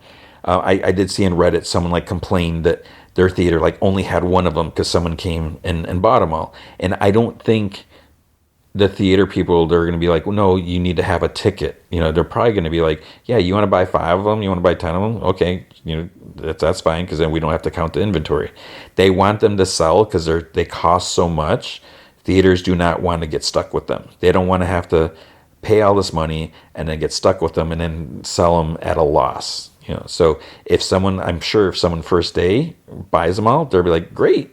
And it's going to be unfortunate if people come in and want one, but they don't care, because they just need to sell them. And that's the main thing. So I was looking, in my theater, because it's not an AMC or whatever, one of those big chains, they don't usually have all of them. Every once in a while they'll have different ones. Like they didn't have anything for Superman. They didn't have any of the Superman. There's so many different Superman buckets. There's a crypto one. There's a Superman like blasting through the popcorn machine, and so I was like, okay, that's fine, because I don't need that temptation. So when I go there, it's like my theater, all they had was like last week, whatever, when I went there, they had a Smurfs like cup or something like that. I was like, I don't need anything Smurfs. And when I went there, as I was going, I was like, well, if they have something, I'm going to be very, very, very tempted. So I go there, nothing. I was like, okay. I did get like a small popcorn. I was like, okay, that's fine. I could try going to 20 miles away to the next theater, see if they have. I was like, nah, I'm not going to do that. So I go to the movie, everything, see it. Walking out, as I'm walking out of the theater, I glance over to my right. I look at the concession, and on the big light up screens, the menus, I was like, that's the Galactus. They have the bucket. And in the split second, like all this stuff goes in my mind. And I'm like, should I go get one? But then I was like, they didn't have them before. I was like, would they have them today? Because it's Thursday, and maybe they're going to wait until Friday to sell. So it's going to be a waste of my time to go there and say, hey, can I get one? Then they'll be like, no, sorry. And then we like whatever. Then we like frustrated. Is like, why do you have? But then really what it came down to, and again, all this like in a split second, because I wasn't sitting there stopping. All this is going through my mind, a split second. But then I was just like, it's $80. I do not need to spend $80 on this. And then I pushed the door open and walked out. And of course, in a way, I'm like, I could have gotten, I don't need to spend $80 on it. It's super cool. I've seen like videos like Instagram, whatever, the different theaters, whoever posting this. I don't need that, right? Tell me I don't need to spend $80 on a popcorn bucket. And, I even talked to my daughter, and she's like, yeah, it's cool, but it's so tempting. Like even right now, I was like, well, maybe I could go see, do you have any left? I'm assuming it's like they got to be sold out, right? But how many would they have? I can't imagine they're going to even order that many, because again, no one wants to get stuck with this. But I should be talking with the movie. Let me know if you get a Galactus popcorn bucket, and let me know if I'm going to regret not getting one. It's like $80. That is a lot. And I think that's it. That's all there is to say about this. But they did a great job. I cannot wait to see more of them. It's going to be interesting to see what they do, how they handle this. Where do we go from here? Obviously, there's been like reports where like the Russos have been watching very carefully and being respectful. I think what it was, they want to see like how are they being handled, because if they the Fantastic Four is going to be in Avengers Doomsday, obviously, right? And I think that they're very they want to make sure that they're doing everything properly as to how it was set up here, as what Matt Shackman did and establish here. So that's great.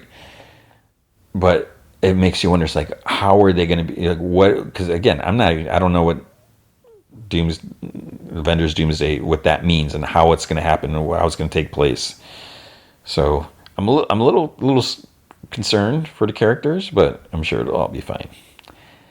And hopefully you are fine and you are okay with this being the end. But that is going to be the podcast for this week. So thank you for listening.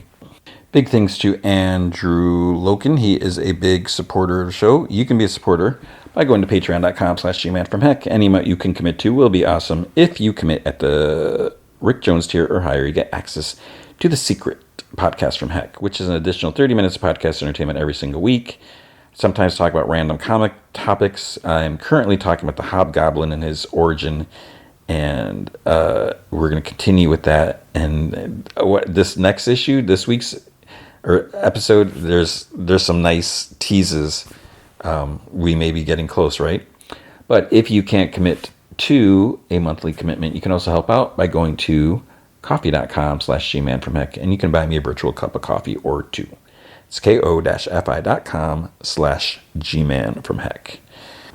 Next week, so I debate about next week because The Naked Gun is coming out, and I'm a fan of those movies. I mean, was there only 2 of them? Or, I don't know if there's a third one, but I like those. You know, I think the humor is ridiculous. It's exactly what I like. You know, the movies are beyond silly. They're ridiculous. That's how they're supposed to be.